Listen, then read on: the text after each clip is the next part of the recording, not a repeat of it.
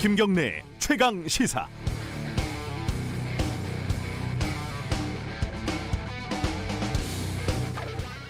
작년 코로나 초기에만 해도요, 외신을 보면 도대체 이해가 되지 않는 부분이 있었습니다.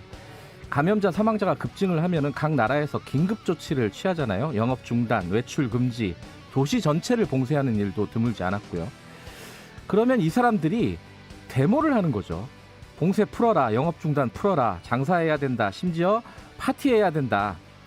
그러면 또 물대포 쏘고 체류탄 쏘고 방화, 약탈 벌어지고, 미국, 영국, 프랑스, 선진국인 줄만 알았던 나라 시민의식 수준이 이 정도밖에 안 되는구나.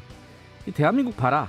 대부분 국민들, 아닌 사람도 일부 있지만요, 대부분 국민들은 9시에 문 닫으라고 하면 문 닫고, 장사하지 말라 그러면 알아서 문 닫고 알바 자리 찾아다니고, 5인 이상 모이지 말라고 하면 또 안 모이고, 말을 잘 들었습니다.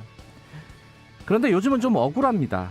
최강시사에서 일본을 한번 연결해 봤더니 문 닫으면 하루 최대 60만 원 넘게 보상을 해준다고 하고, 어제 한겨레 신문 보니까요, 미국은 1인 자영업자가 최대로 받을 수 있는 돈이 2,300만 원이라고 하고, 영국은 월급 3개월치를 준다, 자영업자에게 최대 1,100만 원을 준다. 그런데 우리도 물론 1차, 2차, 3차 재난지원금이 있었죠. 근데 일단 절대 금액도 차이가 많고, 언제 줄지, 얼마나 줄지 정치권은 주니 많이 싸우고, 국민들은 그저 정부만, 국회만 바라봐야 한다는 게 좀 억울합니다. 그냥 손가락 빨고 기다리다가 주면은 고맙습니다 하고 받는 거죠. 4차 재난지원금이다, 손실보상 법제화다, 소급 적용이 된다 안 된다, 다 좋습니다. 하지만 코로나가 이제 1년이 넘었고 앞으로 1, 2년은 더 갈 거란 말이에요. 이제 좀 예측 가능한 시스템을 만들어야 할 때입니다. 이미 늦었잖아요. 방역에 적극적으로 협조하면 손해는 좀 볼 수 있지만 나라에서 살 만큼은 메꿔준다. 이게 우리 권리다. 이렇게요. 돈을 어디서 나냐고요? 맹장이 터졌는데 돈 없다고 진통제만 먹을 수 있겠습니까? 빚내서 적금 깨서 수술 빨리 해야 합니다. 1월 29일 금요일 김경래 최강시사 시작합니다.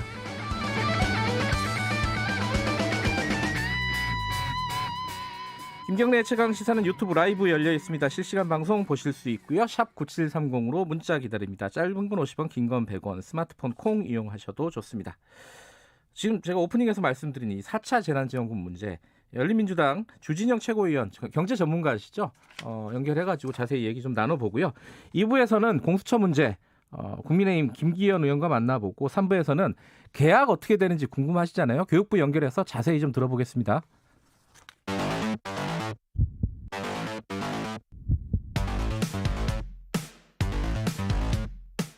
오늘 아침 가장 뜨거운 뉴스 언박싱. 네, 뉴스 언박싱 민동기 기자 나와 계십니다. 안녕하세요. 안녕하십니까. 백신을 어떻게 하겠다, 좀 자세한 얘기가 어제 나왔어요. 구체적으로, 그죠? 네, 코로나19 예방접종 순서는요, 코로나19 환자를 치료하는 병원 종사자, 그리고 요양병원 입소 종사자, 고위험 의료기관 종사자, 이렇게 한 130만 명이 1분기 내에 먼저 접종을 하게 됩니다. 네. 그리고 취약시설 입소자하고요, 65세 이상 노인 등 약 900만 명이 2분기 내에 접종을 할 예정이고요. 일반 시민과 군, 경찰, 소방 이 분야 종사자들은 3분기부터 시작을 하는데, 아직 1호 접종자는 결정이 되지 않았다고 합니다. 그러니까 목표가 11월 집단 면역인 거죠. 그렇습니다.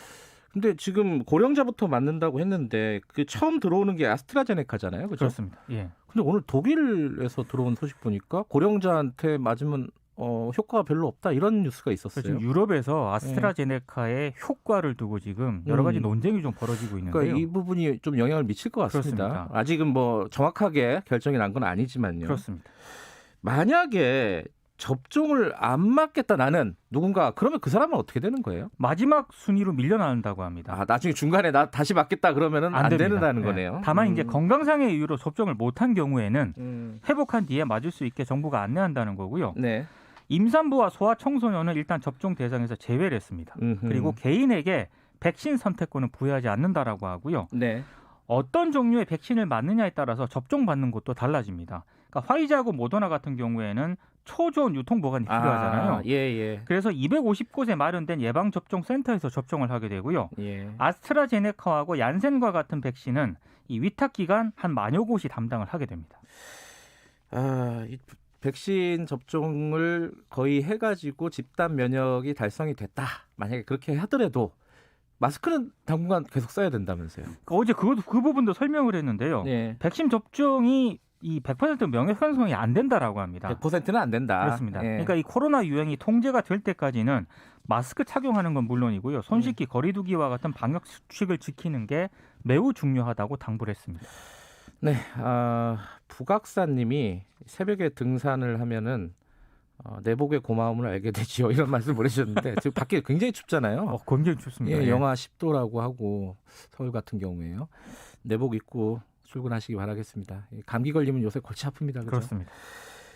정치권 소식도 좀 알아볼까요? 이 정치권 소식이라고 하기가 이제 애매해졌군요. 네. 이제 국가 기관이 돼서 공수처장 김진욱 공수처장이 차장이죠, 차장.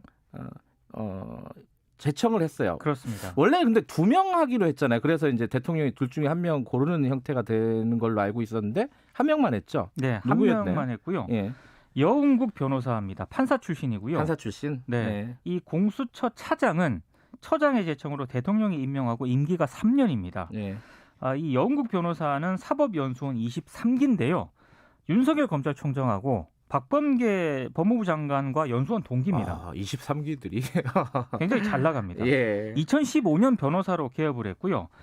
최근 대한변협이 5월 퇴임하는 박상옥 대법관 후보자로 추천한 후보 가운데 한 명이기도 하거든요. 예. 근데 조금 비판적으로 보시는 분들은 2017년 4월 국정농단 사건에 연루가 돼서 수사를 받았던 우병우 전 수석이 있지 않습니까? 네. 두 번째 구속신문 변호를 맡아서 법원에서 기각 결정을 끌어냈거든요. 네. 그래서 조금 비판적으로 보시는 분들도 있습니다.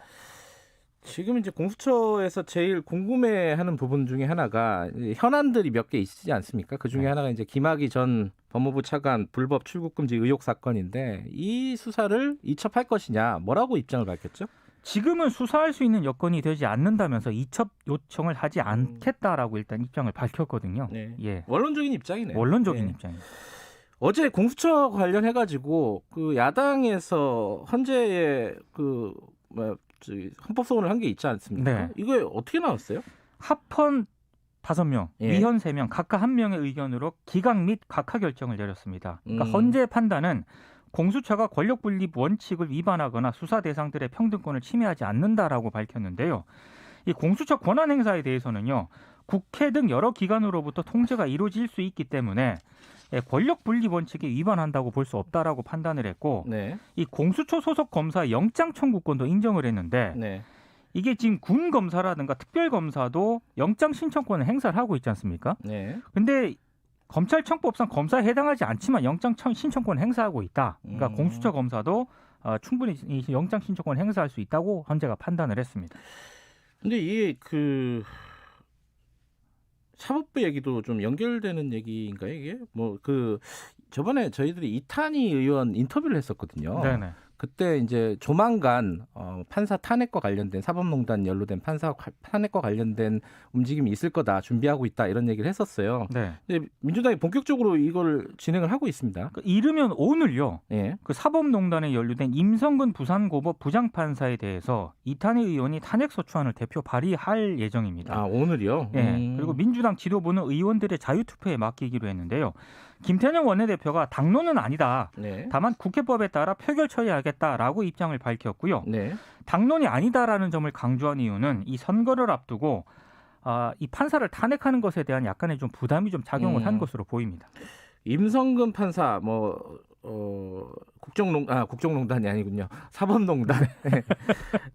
이쪽에 연루가 됐다 그러는데 구체적으로는 어떤 지금 일에 연루가 된 거죠? 그 갓도다스야 전 산케이신문 서울지국장이 네. 박근혜 전 대통령 명예훼손을 했다라고 해서 재판에 넘겨지지 않았습니까? 칼럼을 썼어요. 그죠? 네. 그 박근혜 대통령의 부적절한 사생활, 7시간. 그런 뉘앙스를 좀 달아갖고 칼럼을 썼었죠. 근데 이 재판에 개입한 혐의를 받았고요. 재판에 네. 넘겨졌습니다. 그러니까 당시 재판장이었던 이동근 판사에게 네. 판결 내용을 보고해달라고 요구를 했고요.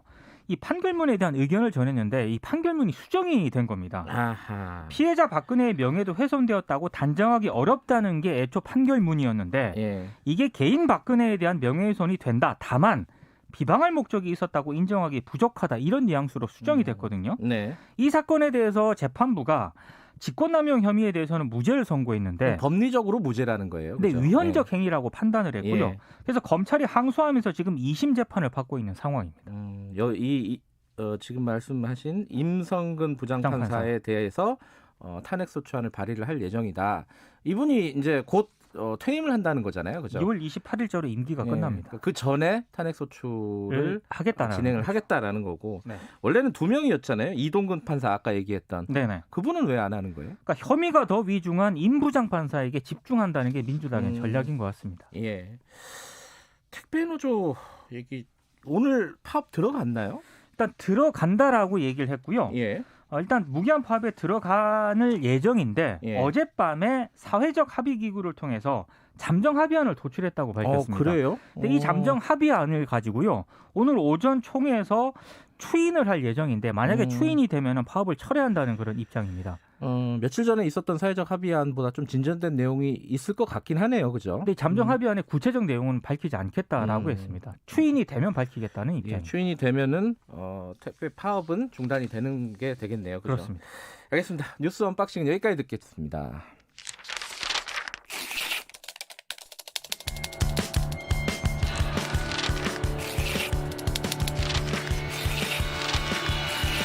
민동기의 저널리즘 M. 네, 저널리즘 M. 오늘은 추억의 얘기를 갖고 오셨네요. 최근 한 시민단체가요. 네. 정보공개 청구를 했거든요. 네. 국정원 사찰 문건 63건이 공개가 됐습니다. 근데 이 중에서 라디오 시사 프로그램과 관련한 내용이 있더라고요. 네. 근데 이 내용은 2017년 한겨레가 이미 단독으로 보도를 했던 내용인데 아, 그래요? 예. 근데 뭐 간단한 내용은 핵심적인 내용은 이렇습니다. 이명박 정부 국정원이 2010년 지방선거를 앞두고 2009년부터 네. 라디오 시사 프로그램을 현미경 사찰했다는 그런 내용인데 지상파 3사를 비롯해서 CBS, 평화방송, 불교방송이 대상이었습니다. 네. 근데 이런 내용들이 이제 한겨레가 보도했을 때는 한겨레가 직접 국정원 관계자를 취재해서 보도한 내용이고요. 이번에는 국정원 문건으로 다시 확인이 됐다고 보면 될 것 같습니다. 근데 문건이 많이 지워져 있어가지고 좀 알아보기 힘들다면서요? 그래서요, 그 2017년 한겨레가 보도한 내용하고 이번에 문건을 제가 비교를 해보니까 네. 일치하는 부분이 있더라고요. 이번에 국정원 사찰 문건을 보면 한 방송사 아침 시사 프로그램을 지목을 하면서 출근길 민심을 호도하고 있다. 어떤 제작진을 향해서 골수 좌파다 이렇게 표현을 했는데 어디예요 이게? 여기 MBC 손석희의 시선 집중이고요. 아, 그 당시에 이제 손석희의 시선 집중. 예. 그 당시 골수 좌파라고 표현한 제작진은 또 같은 방송사의 성경섭의 시사터치라는 프로그램이 있었거든요. 네. 여기 홍모 PD인 것으로 나타났습니다. KBS에 대한 얘기도 있다면서요? 당시 KBS 라디오 프로그램이 예. 사원행동 소속 PD들의 정치투쟁 도구로 변질이 됐다는 게 MB 국정원의 평가였습니다. 저도 사원행동이었는데. 있지 않았습니까? 예.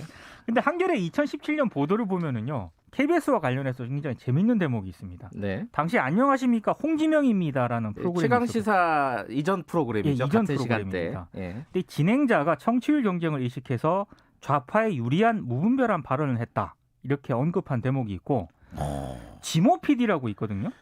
이게 최강 시사에 있었던 PD인데 사원행동 핵심 인물이다 이렇게 언급을 했습니다. 그랬었군요. 네. 그리고 지금 KBS 열린 토론도 그때 당시 있었는데 네. 진행자 민경욱 씨가 중량감이 떨어진다. 그리고 발언 시간 배분에만 급급해서 일방적인 정치 공세를 방치한다. 이렇게도 평가를 했습니다. 민경욱 전 의원의 의문의 일패군요. 이거는. 그렇습니다. 예. 예. 패널들에 대한 평가도 있었다고 하고. 패널들에 대해서는 뭐 김만음 교수라든가 김민웅 교수 그리고 네. 안진걸 그 참여연대 당시 민생 팀장을 향해서 좌파 선전꾼이라고 국정원이 표현을 했습니다.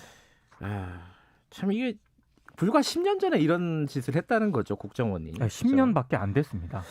그게 근데 전 잘 이해가 안 되는 게 지금 아까 안녕하십니까 홍지명입니다도 그렇고 제가 보기에는 그렇게 뭐 좌파적인 프로그램이라고 보기가 힘들거든요. 당시 그 KBS 구성원들의 평가도요. 예. 굉장히 좀 보수적인 편이었다라고 오히려 그렇게 볼 여지가 꽤 있었죠. 그런데 그런 프로그램마저도 이 이명박 정부의 국정원은 굉장히 좌파 편향적이라고 평가를 했던 것 같습니다. 눈높이가 너무 높았던 게 아닌가. 그렇습니다. 국정원이. 심지어 그 불교 방송에요. 네. 김재원의 아침 저널이라는 프로그램이 있었거든요. 예. 그 진행자가 박근혜 캠프 출신이다.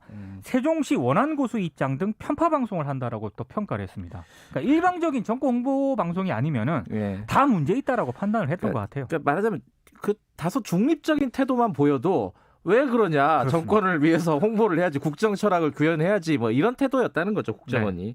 그래가지고 국정원은 어떤 결론을 내립니까? 이게 총평이 진짜 재밌는데요. 예. 라디오 제작국은 기피 부서다. 힘들거든요. 또 새벽에 나오고 이러려면. 그래서 예. 극렬 노조원 등 문제 직원이 대부분이고 저는 이 부분이 이해가 안 되는데 얼굴이 보이지 않아서 도덕적 해이도 심각한 수준이다. 이거는 진짜 잘 모르는 사람이 내린 거 결론인데 TV PD는 얼굴이 나오나요? 그러니까 그러면 저는 이거는 좀 이해가 안 되는 그런 거고요. 예. 그래서 이 이명박 정부 국정원은 이런 진행자와 출연자가 교체되지 않는다면 프로그램을 아예 폐지해야 된다. 이런 그런 결론을 내려요? 이런 게 국정원의 총평입니다. 과정은 나름 재밌는데 결론은 무시무시하네요. 예. 그리고 사실 그 이런 사안이 발생을 하면은요, 네. 이 발생했던 현상만 많이 주목을 하는데 네. 이 재발 방지가 중요한 거 아니겠습니까? 그렇죠. 그러니까 당시 사찰에 관여했던 국정원 관계자들 그리고 이런 사찰에 동조했던 방송사 관계자들 네. 과연 어느 정도 책임을 졌는가? 이 부분에 대해서는 아직까지 생각할 대목이 많은 것 같아요. 2009년, 2010년, 뭐 2011년 이 즈음에 그러니까 갑자기 이유 없이 사람이 바뀌거나 진행자라든가 PD가 바뀌거나 혹은 뭐 프로그램이 갑자기 없어지거나 이런 경우들이 꽤 많았어요, 사실은. 국정원 사찰 문건 전에요. 제가 네. KBS 주말 프로그램에 출연을 하고 있었거든요. 네. 갑자기 PD가 바뀌더라고요. 갑자기 바뀌었습니다. 그러니까 그런 일들이 이런 국정원 사찰과 연관이 있는지는 명확하게 밝혀지지는 않았지만은 네. 영향을 또 안 받았다고 하기도 지금 애매한 상황이 된 거죠. 그렇습니다. 10년 전에 불과 10년 전에 이런 일들이 벌어졌다고 합니다. 자, 오늘 여기까지 듣죠. 고맙습니다. 고맙습니다. 저널리즘 M 민동기 기자였습니다. 김경래 최강 시사 듣고 계시고요. 지금 시각은 7시 37분입니다. KBS 날씨 정보입니다. 오늘은 전국에 강풍특보가 전해상에 풍랑특보까지 내려진 아주 이례적인 날입니다. 최대 순간 풍속이 시속 90km까지 매우 강한 바람 부는 곳이 있고요. 오늘 오후까지 강풍은 계속되겠습니다. 또 강풍 속에 한파가 더 매서워진 까닭에 내일 아침까지 강한 한파가 이어진 뒤 내일 오후부터는 기온이 부쩍 오르면서 짧은 추위가 풀리겠습니다. 현재 한파특보 전국 곳곳에 발효 중이고요. 서울은 영하 11.5도, 체감온도는 영하 18도까지 느껴집니다. 오늘 낮 기온은 서울이 영하 4도에 그치는 등 전국이 영하 5도에서 영상 4도 분포가 되겠고요. 내일 낮에는 서울이 영상 5도까지 기온이 부쩍 뛰겠습니다. 한편 현재 대설주의보 전라권과 제주에 남아 있고요. 충남 남부 서해안까지 이들 지역은 오전까지 조금 더 눈이 오겠습니다.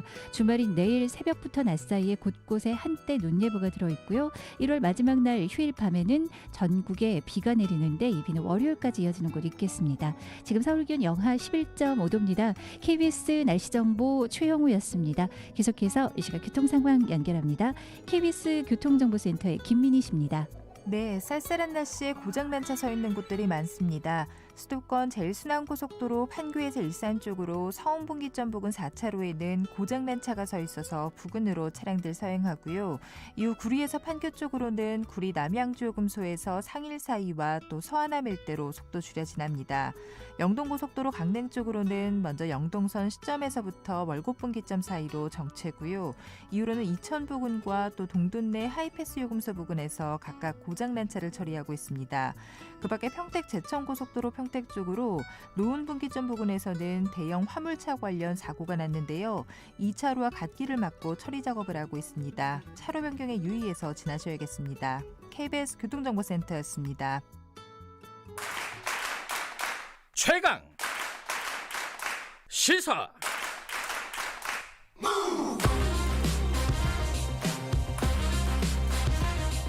지금 여러분께서는 김경래 기자의 최강 시사를 듣고 계십니다.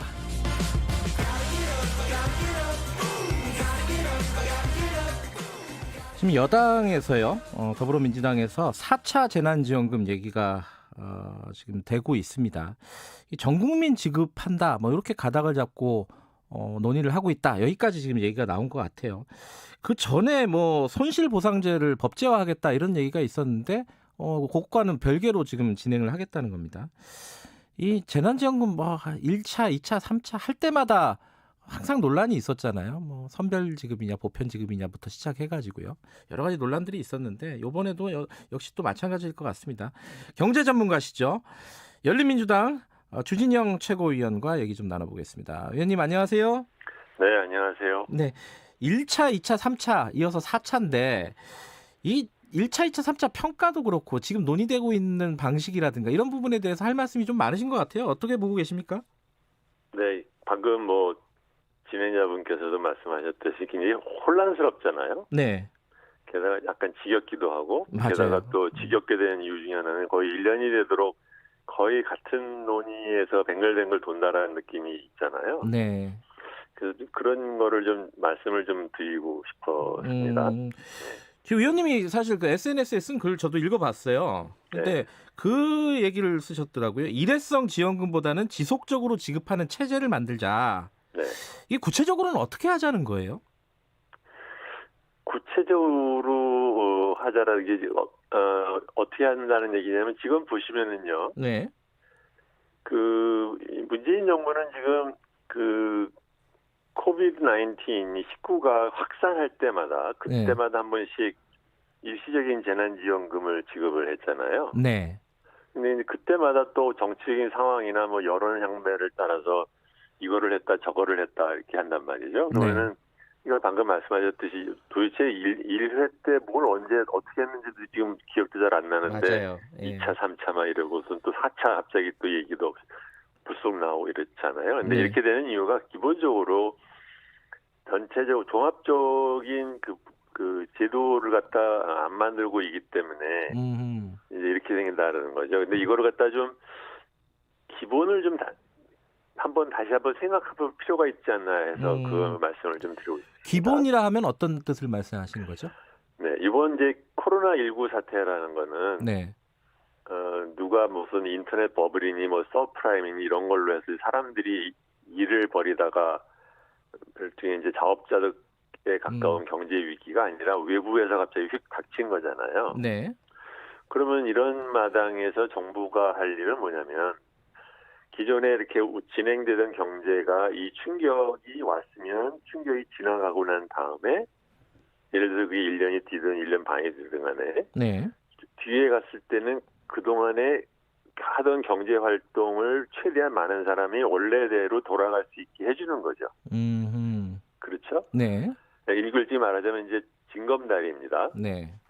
그래서 크게 보면은 두 가지를 다른 나라도 다 마찬가지로 하는 거예요. 하나는 뭐냐면 재정 지원 정책, 예. 취약계층 재난에 따라서 피해를 많이 입은 사람들이 아예 망가져서 다시는 경제 활동을 못할 정도로 나락으로 빠지지 않고 원래 하던 것을 그대로 유지할 수 있도록 하기 위해서 네. 징검다리를 놔주는 겁니다. 네. 그게 일종의 재정 지원 정책이죠. 네. 두 번째로는 설사 그렇게 1년이나 이렇게 지난다 하더라도 전체적으로 그 경기가 나빠졌기 때문에 다시 그 바이러스가 지나갔다 하더라도 갑자기 경기가 원래대로 휙 돌아가지는 않잖아요. 네. 그렇기 때문에 그것을 위해서 다시 돌아가기 위해서 일종의 말하자면 이제 약을 넣어주는 거에 해당되는 경기 부양책이 있는 거예요. 크게 보면 이제 그래서 재정 지원책과 취약계층에 대한 재정 지원책과 경기 부양책이 있는 겁니다. 네. 다른 나라들도 하는 게 결국 둘 중에 하나인 거예요.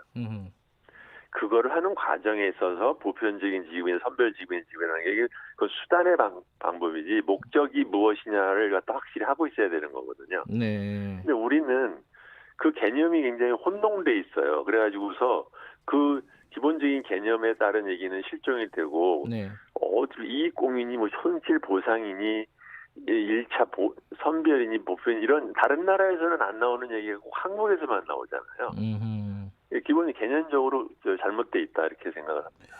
그러니까 지금 그 여권에서 논의가 되고 있는 것 중에 하나가 손실보상제를 법제화하자는 논의가 있잖아요. 네. 근데 위원님 보니까 이 보상이라는 시각으로 접근하는 거는 좀 위험하다. 네. 이거 왜 그런 건가요? 이게 보상을 받으면 이 사람들은 좋아하긴 할 텐데 왜 그렇죠. 그런 말씀하시는 거죠? 하도 정부가 그 돈줄을 주고서 안 주니까 예. 그 돈줄을 열기 위한 명분을 갖다 만들어내다가 이제 생긴 그런 개념이라고 저는 생각을 하는데, 저는 이런 손실보상이라는 이름 또는 개념이 잘못됐다고 생각을 해요. 왜냐하면 우리가 이런 그 사회적인 거리두기를 단계적으로 하고 방역을 하고 하는 것이 네.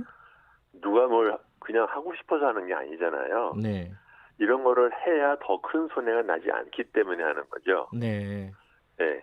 만약에 이러한 조치를 안 했다고 하면 자영업자가 됐든 일반 국민이 됐든 간에 더 큰 손해를 봤을 겁니다. 이게 더 큰 손해를 막기 위해서 하는 것을, 그걸 그래서 1단계로 하는 것을 거기에 따른 것을 갖다 손해가 났고 그러니까 보상을 하라는 것은 그건 굉장히 좋은 시각이죠. 네.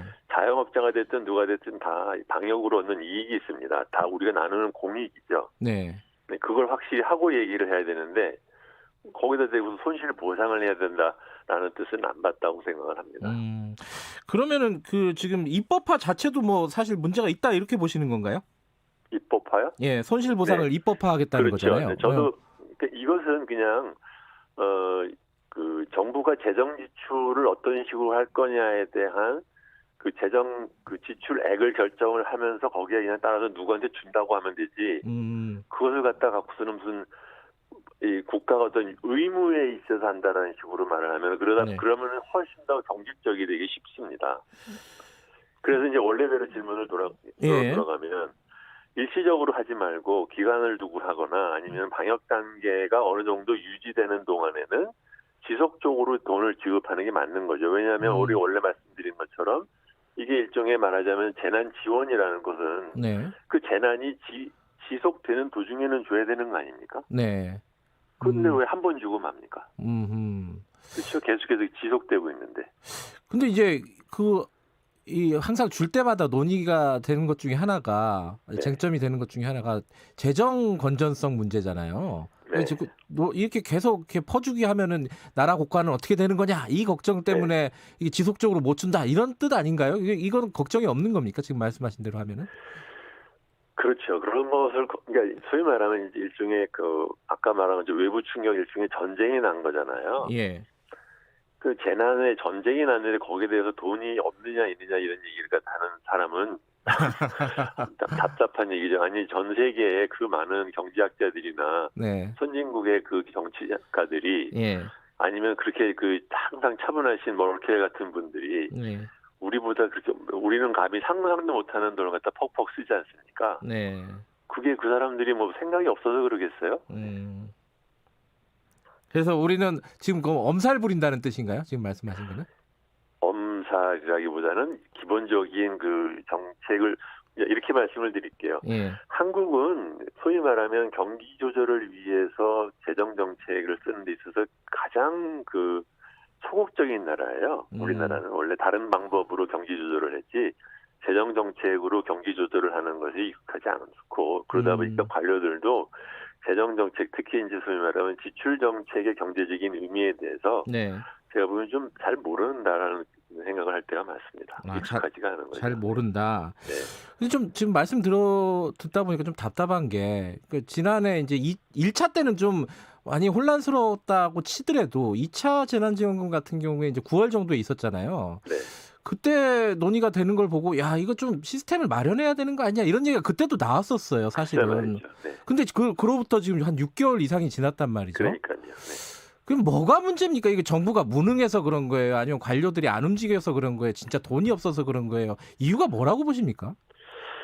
관료들의 무능 또는 기본적으로 저는 경제 총리를 잘못 뽑았다고 생각을 해요. 홍남기 부총리요? 네. 구체적으로 어떤 부분이 부족하다고 보시는 겁니까? 그러니까 아까 말씀드렸듯이 우리나라는 기본적으로 경기 조절을 소위 말하면 이제 신용 정책, 경기 대출을 뭐 확 늘린다든가 아니면 환율을 조절한다든가 이런 것으로 했지.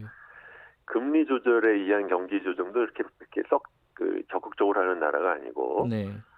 거기에 비해서 가장 크게는 재정 지출을 통해서 경기 조절을 하는 그런 거시 경제 정책이 익숙하지가 않습니다. 홍남기 씨 같은 사람들은 보면은 일종의 말하자면 이제 경리 출신이라고 그럴까 예산 출신이에요. 네, 네. 그래서 전체적으로 경제를 갖다 이 다양한 면에서 같이 실제로 프로액티브한, 그러니까 말하자면은 적극적인 재정 정책을 써본 경험이 우리나라의 관료들은 없습니다. 그렇기 때문에 이런 일이 터지면 네. 항상 우선 말하자면 움츠러들고 아니면은 이게 너무 그 사람들이 생각 없이 우리 돈을 갖다 뺏어가는 거 아니냐라는 경리 출신의 그 깊은 사고 방식이 머리에 뱉다가 된 거래요. 지금 이게 팬데믹 그 코로나19 사태 이후에 우리 뭐 재정 걱정은 많이 했었는데 네, 오히려 재정 건전성 순위가 올라갔다면서요, 우리는? 그렇습니다. 요번에 이제 작년에 경제개발 그 기구 이제 네. OECD가 낸 경제 전망 기구 표에 이제 이렇게 보면 네. 우리나라의 그 재정 건전성 순위가 그 두 번째로 좋아요. 그러니까는 도리어 순위가 더 올라갔어요, 그 전보다. 네. 그러니까 전체적으로 보면은 작년에 GDP의 4.2% 썼다고 하는데 네. 그 표에 나오는 42개 나라 중에서 네 번째로 작은 수준이에요. 거기에 비하면은 미국은 15%를 쓰고 네. 심지어는 그 독일도 6.3%를 썼어요. 네. 물론 이런 것은 그 방역이 얼마나 잘 됐느냐에 따라서 네. 연결이 되긴 하지만 어쨌든 간에 중요한 것은 방역을 하고 방역에 따른 재난을 국민들이 그 징검다리를 건너가기 위해서 필요한 정책은 만약에 그만큼 병이 심해지면 얼마든지 쓰지 않습니까? 그러니까 그 얘기는 그 사람들도 쓸 수 있는데 우리나라 훨씬 그 부채 비율이 낮은 우리나라가 못 쓸 이유가 없는 것이죠. 네. 뭐 지금 뭐 논의가 되고 있는 뭐 선별이냐 보편이냐 그거는 말씀하신 대로 그 다음 문제고 적극적인 재정 정책 이 부분에 네. 대한 고민이 좀 먼저 돼야 된다 정리가 이런 그렇죠. 말씀이시고요. 네. 자 오늘 연결된 김에 이것도 하나 여쭤볼게요. 뭐 지금 금융 전문가시기도 하니까요. 이 지금 공매도를 재개하냐 마냐 이 논란들이 좀 있어요. 이거 어떻게 보세요? 쓸데없는 것을 갖고 정치권들이 괜히 문제를 갖다 키운다고 생각을 그래요? 합니다. 예. 공매도라는 제도가 예. 그 자본시장에 굉장히 중요하고 어떻게 보면 필수적인 기능 중에 하나입니다. 네. 물론 그것이 이제 어떻게 보면 가격의 불안정이 한 그 경제 자체가 불안정할 때는 네. 가격이 너무 뛰는 그런 이제 부작용을 갖고 있기 때문에 일시적으로는 다른 나라들도 네. 정지를 할지는 모르지만 그것이 네. 지나고 나면 다시 다들 쓰잖아요. 네. 근데 왜 한국은 다른 나라보다 경제 충격이 적었고 게다가 시간도 훨씬 지났는데 그걸 다시 제기하는 데 갖고 이렇게 왜 특히 그것을 갖다 이것은 어떻게 보면 테크니컬한 문제인데 여기에 네. 왜 정치가들이 껴서 하는지 참 보고 있으면 답답합니다. 네. 아 그러면 이제 뭐 예정대로 공매도를 재개해야 된다 이런 거네요. 간단하게 얘기하면은. 진즉했어야 되죠. 네. 물론 이제 제가 집권가 있을 때도 보면 네. 그 불법적인 공매도를 하는 기관 투자가에 대한 처벌이 굉장히 낮아요. 근데 이 얘기는 제가 금융당국에 있는 지인들한테 오랫동안 하던 얘기입니다. 이런 거 한번 하면 다시는 생각도 하지도 못하게 수백억씩 벌금을 때려야 된다. 그렇지 않으면 얘네들 그냥 뭐 매덕 내고서는 다시 또 하고 하니까. 근데 이런 거는 물론 안 했다라는 것은 그 사람들 잘못이라고 생각해요. 그렇지만 그렇기 때문에 공매도 자체를 갖다 안 한다는 것은 그건 참 잘못하는 겁니다. 알겠습니다. 오늘 여기까지 듣겠습니다. 고맙습니다. 네, 안녕히 계세요. 예, 열린민주당 주진영 최고위원이었습니다. 1부는 여기까지 하고요. 2부에서는 지금 공수처법 합법 판정이 내려졌잖아요. 국민의힘 입장 좀 들어보겠습니다. 김기현 의원 연결하고요. 3부에서는 계약 얘기 다뤄보겠습니다. 잠시 후 8시에 뵙겠습니다. 안녕하세요. 3기 신도시를 디자인하는 LH 오복인 가장입니다. 3기 신도시는 어떤 모습일까요? 서울 도심까지 30분대면 도착하고 수소버스가 달리는 스마트한 미래교통 도시, 100% 국공립 유치원과 안전한 통학로로 아이 키우기 좋은 도시, 보다 넓은 공원과 국내의 도시 디자인 전문가가 참여해서 만든 쾌적한 도시. 우리 아이들과 이런 도시에서 살아보는 건 어떨까요? 상상만 했던 똑똑한 도시가 오늘의 일상이 됩니다. 2021년 7월 사전 청약에서 만나보세요. 이 캠페인은 국토교통부 한국토지주택공사와 함께합니다. 그저 두렵고 피하고 싶은 방사성 폐기물. 방사성 물질이 일상에서 유용하게 쓰인 후 배출된 것이라는 점 알고 계신가요? 신약을 통해 치료받을 수 있는 사람이 더 많아지겠어. 더 나은 미래를 만들어가는 연구소에서도 비파계 검사 결과 이 건물은 균열과 결함 없이 안전하네요. 건물의 안전을 검사할 때도 전기 없는 세상은 상상할 수도 없죠. 원자력 발전소에서도 우리의 일상 속에서 배출되는 방사성 폐기물 안전하고 철저하게 관리하겠습니다. 방사성 폐기물 관리 전담기관 한국원자력환경공단. 말 같은 말.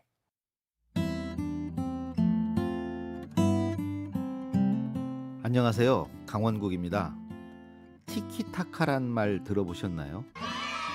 스페인어로 탁구공이 왔다 갔다 하는 모습을 표현한 단어인데요. 대화야말로 주거니 받거니 하는 게임입니다. 탁구처럼 리듬을 타면서 랠리를 이어가려면 상대 말을 잘 받아줘야 합니다. 말을 받아주는 가장 흔한 방법은 아, 와, 이런 감탄사죠. 상대 말을 그대로 받아서 읊조릴 수도 있습니다. 아들이? 그렇게 중요한 자리에서? 이렇게 말이죠. 그래서 어떻게 됐는데? 했어 안 했어? 이렇게 다음 말을 빨리 듣고 싶다며 재촉할 수도 있지요. 상대 의견에 공감하고 동조하는 것도 효과적입니다. 듣고 보니 그 말이 옳은 것 같다. 맞다 맞아. 이렇게요.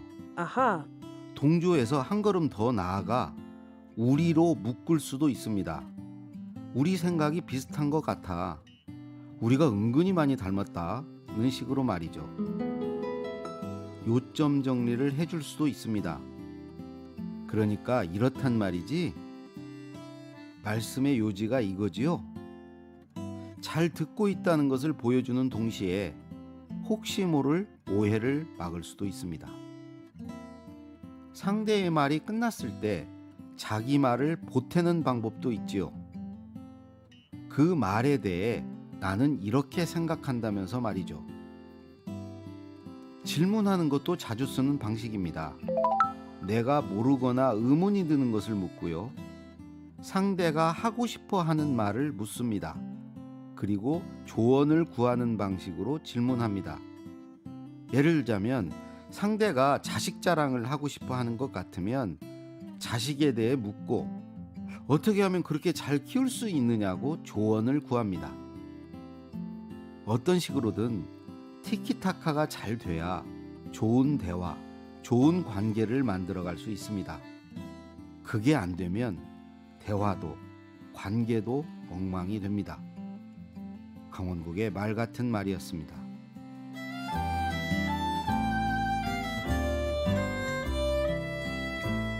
대화는 잘 받아쳐야 마시죠. 적극적으로 리듬을 타면서 탄력 있게 티키타카.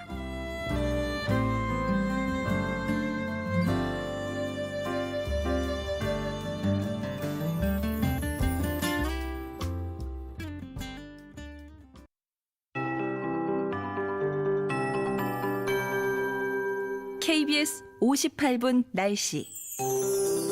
전국 곳곳에 한파특보와 함께 강풍특보 그리고 전해상에는 풍랑특보까지 겹쳐 있습니다. 오늘 매서운 추위가 이어지겠고요. 이번 추위는 내일 오전까지 이어진 뒤 풀리겠습니다. 특히 강풍이 오늘 오후까지 계속된 뒤 나아질 전망이라서 오늘은 오후까지 종일 아주 따뜻하게 옷차림하셔야 되겠는데요. 현재 서울 기온이 영하 11.5도, 체감온도는 이보다 7도에서 10도 정도 낮습니다. 대구 한령의 기온이 영하 18도인데요. 체감온도는 10도 낮은 영하 28도대를 기록하고 있고요. 강풍이 아주 심하게 불고 있어서 최대 순간 풍속 시속 90km까지 매우 강한 바람 부는 곳이 있습니다. 특히 이 강풍 속에 한파가 더 매서워졌기 때문에 오늘 아침 기온이 더 낮게 느껴집니다. 내일 아침 서울이 영하 5도로 오늘보다 부쩍 오르긴 하겠고요. 내일 오후부터 추위가 풀리면서 서울은 영상 5도까지 오르는 등 대부분 영상 5도에서 11도까지 오르면서 내일 오후부터는 평년을 크게 웃도는 기온이 예상됩니다. 한편 오늘 대설주의보 아직도 남아있는 지역이 있습니다. 전라권과 제주권으로 지금 아직까지 대설주의보 남아있고요. 전 시간에 비해서 조금은 해제가 됐습니다. 오전까지 좀 더 내린 뒤 그치겠습니다. 내일은 새벽부터 낮 사이에 곳곳에 한때 눈이 오겠고요. 휴일 밤에는 곳곳에 비가 와서 월요일까지 이어집니다. 최영우였습니다.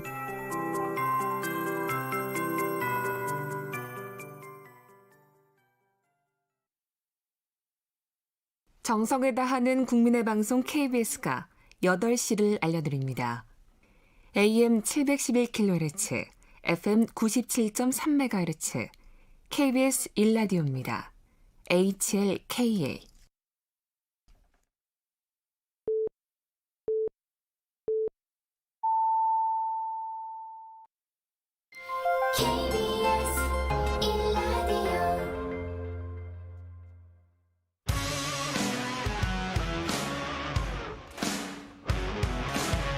뉴스타파 기자 김경래 최강 시사.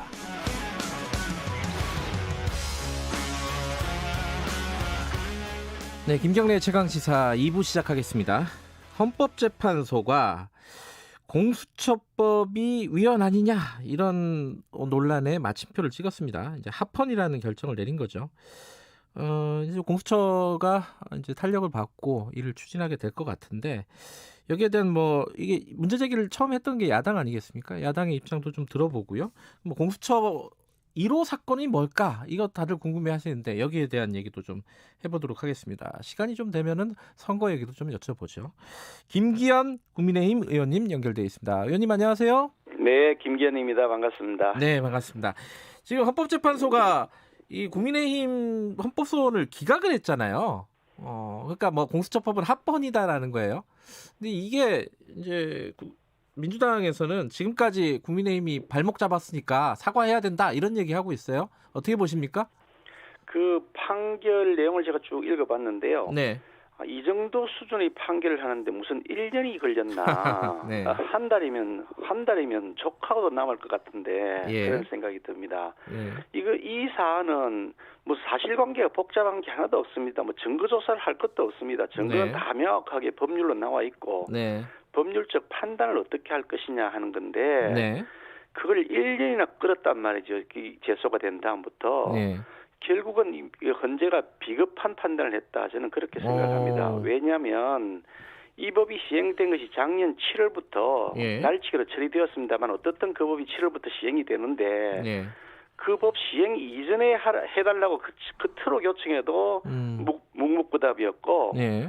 그 후에 또 국민적 관심을 불러일으키면서 정치적으로 굉장히 큰 논란이 되었던 다시 개혁하는 날치기법, 날치기 공수처법을 또다시 처리를 해서 그것이 또다시 뭐 필리버스터까지 뭐 되는 이런 여러 가지 여건을 거쳤는데 네. 그때까지도 묵묵부답이었고 그에 따라서 처장까지 다 임명이 되고 나니까 사실상 기정사실화된 거죠. 공수처라는 제도가 예. 국민들 사이에서나 여론 사이에서 이미 기정사실화 되어버렸다.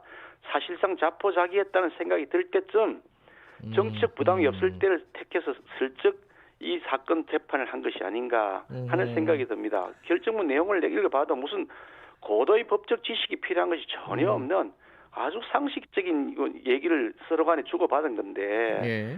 왜 이걸 1년에 끌었느냐 하는 것이고요. 예. 또 두 번째로 이런 정도 사안은 당연히 공개 변론을 했어야 마땅한 거죠. 뭐 개인 프라이버시가 침해될 일도 없고 네. 그리고 뭐 그냥 단순한 사건이 아니고 전 국민들의 관심을 일으키고 네. 찬반 양론이 분분해서 이게 국론이 분열되었던 그런 사안인데 네. 이런 사안에 대해서 왜 밀실에서 설득해가지고 이렇게 비겁하게 판결하느냐. 양쪽의 주장이 맞는지 틀리는지 국민들 앞에 공개적으로 내놓고 네.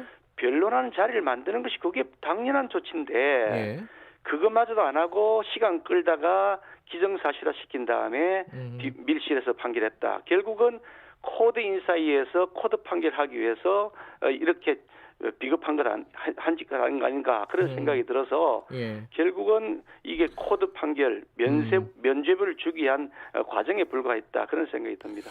뭐 참고로 김기현 의원께서는 판사 출신이시잖아요, 그죠? 네, 그렇습니다. 예, 그 사과해야 된다는 거는 그러면 지금 뭐 전혀 받아들일 수 없다는 말씀이시네요, 그죠? 이 판결 자체가 얼토당토하는 내용입니다.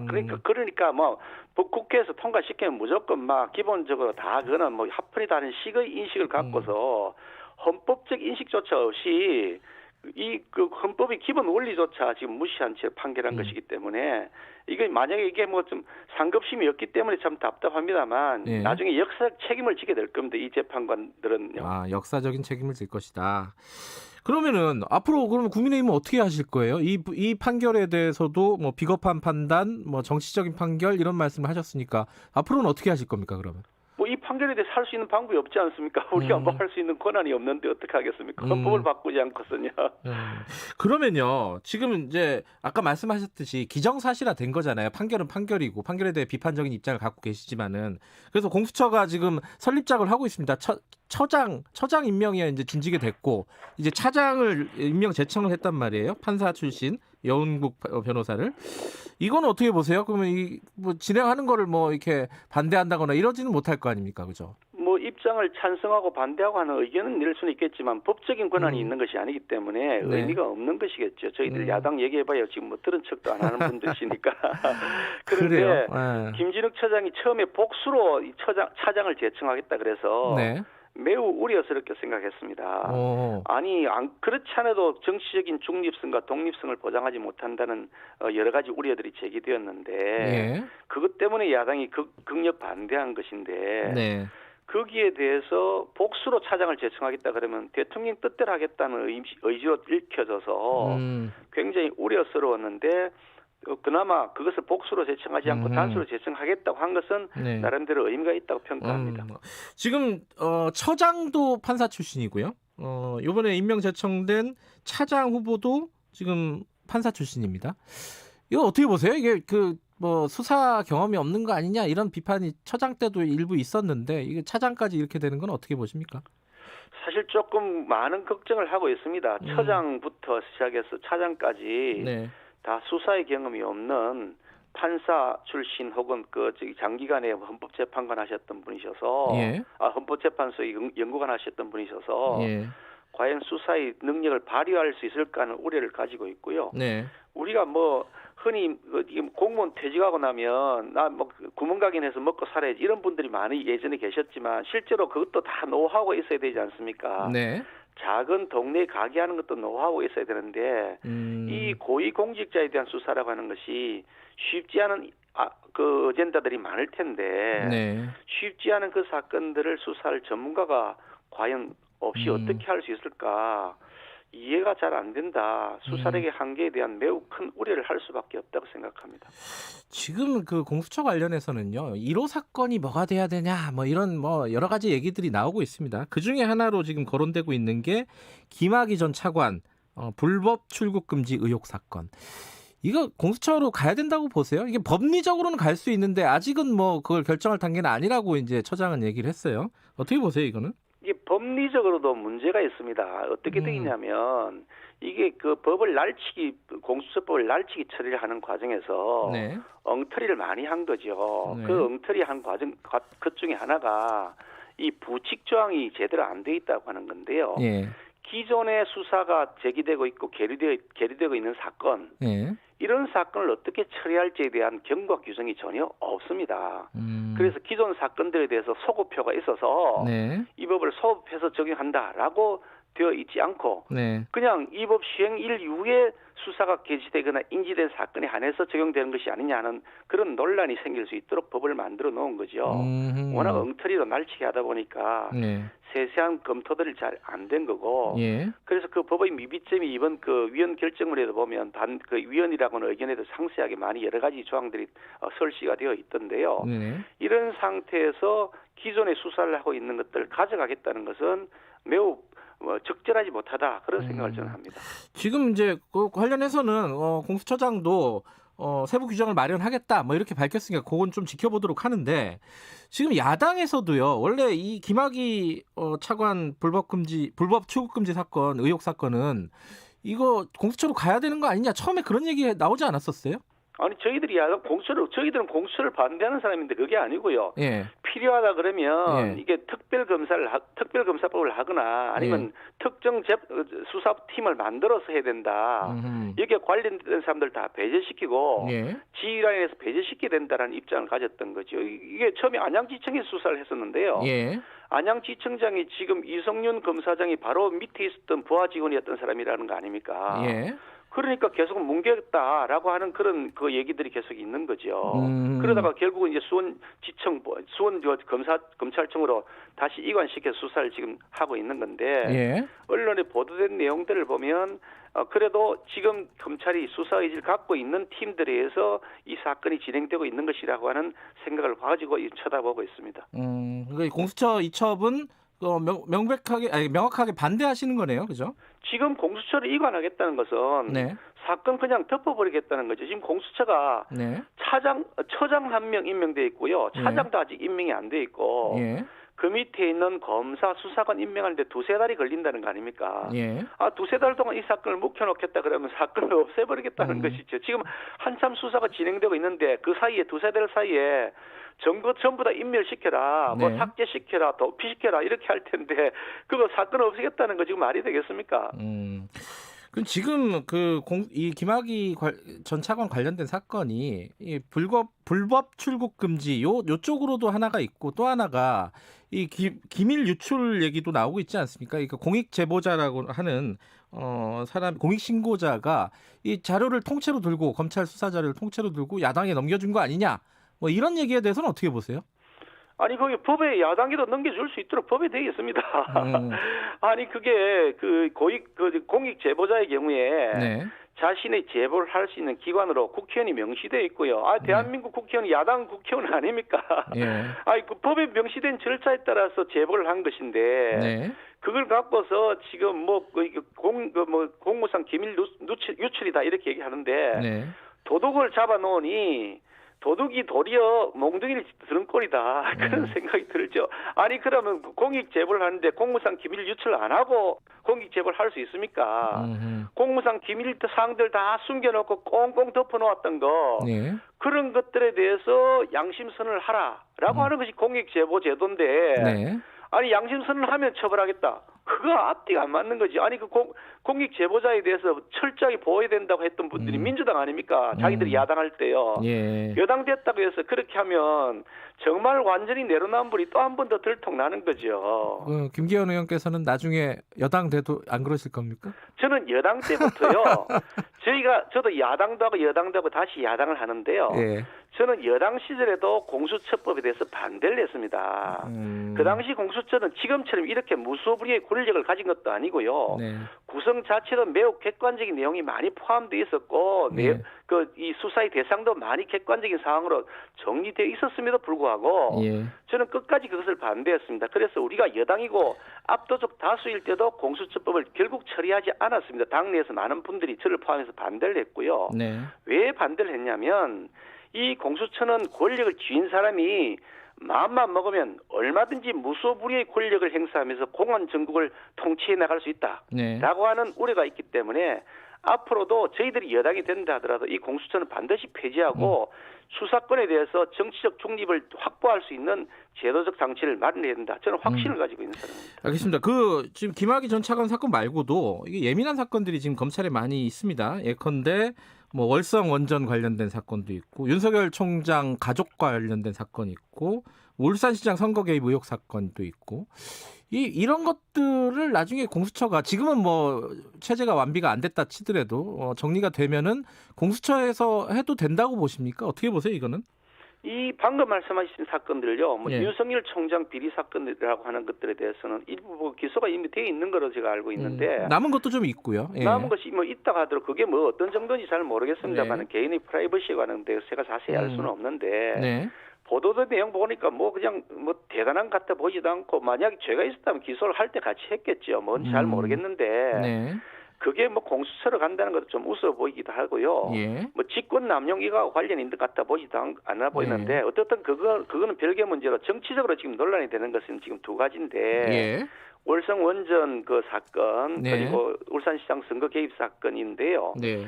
이 사건들은 수사가 특히 월성 원전 사건이 수사가 거의 많이 진행된 것으로 보여지고 마무리 단계 수사가 남았는데 이거 맘만 먹으면 한 달 안에 다 끝날 사건입니다. 오래 걸릴 게 뭐가 있습니까? 증거도 네. 지금 많이 드러나 있는데 예. 수사의 의지만 남아 있고 수사 대상자들이 그에 대해서 이게 협조만 하면 되는 겁니다. 네. 그러니까 남아 있는 청와대를 향한 수사 그거 마무리해서 끝내버리면 되는 거고요. 예. 그리고 이 울산시장 선거 개입 사건은 수사에 착수한 지 1년도 넘었습니다.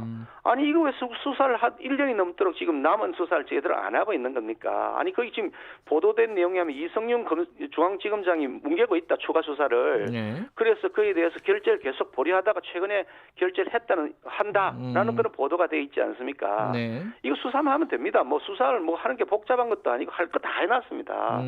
뭐 두세 달 기다릴 게 뭐가 있습니까? 빨리 해야지요. 알겠습니다. 좀 아까 잠깐 언급해 주셨는데 검찰 수사권 관련된 얘기가 지금 여당에서 많이 논의가 되고 있습니다. 뭐 이른바 검찰개혁 시즌2라고 하는데 이게 검찰의 수사권을 완전히 분리하자 기소권하고 그리고 뭐 직접 수사권 폐지하자 뭐 이런 게 골자인데 이거 어떻게 보세요? 아니 자기들이 말하는 검찰 개혁을 해야 된다면 지난번에 그렇게 할 때 다 하지 또 이제 와서 또 시즌2라 그럽니까? 한 번에 못 하니까 조금씩 한 번에 했다는 왜 거죠. 못합니까? 한 번에 날치기 처리 다 했는데요. 아니 국민의 생명을 사실상 생존권을 박탈하는 것과 마찬가지인 임대차법 3법 네. 그거 일주일인가 열흘 사이에 처리했습니다. 아니 왜 한꺼번에 못합니까? 날치기 처리 다 하시면서. 그런데요. 예. 이게 검찰 개혁이라 그러는데 검찰 개혁이라고 써놓고 검찰 장악입니다. 읽기는 검찰 장악으로 익힙니다. 그래요? 이게 지금 자기들이 말하는 뭐 시즌2라고 하는 것이 네. 왜 나왔느냐 배경. 그 추미애 윤석열을 계속해서 대립되는 과정에서 네. 검찰이 밑보이니까 윤석열 검찰이 밑보이니까 보복적 조치를 한 것으로 인식되는 거 아닙니까? 아니 할 거 있으면 벌써 하시죠. 이제 와서 한다 그럽니까? 참. 알겠습니다. 뭐 다른 얘기 좀 여쭤볼게요. 지금 민주당에서 판사 출신이시니까 이 부분에 대한 입장은 좀 있으시겠네요. 임성근 부장판사에 대한 탄핵소추를 발의를 한다고 합니다.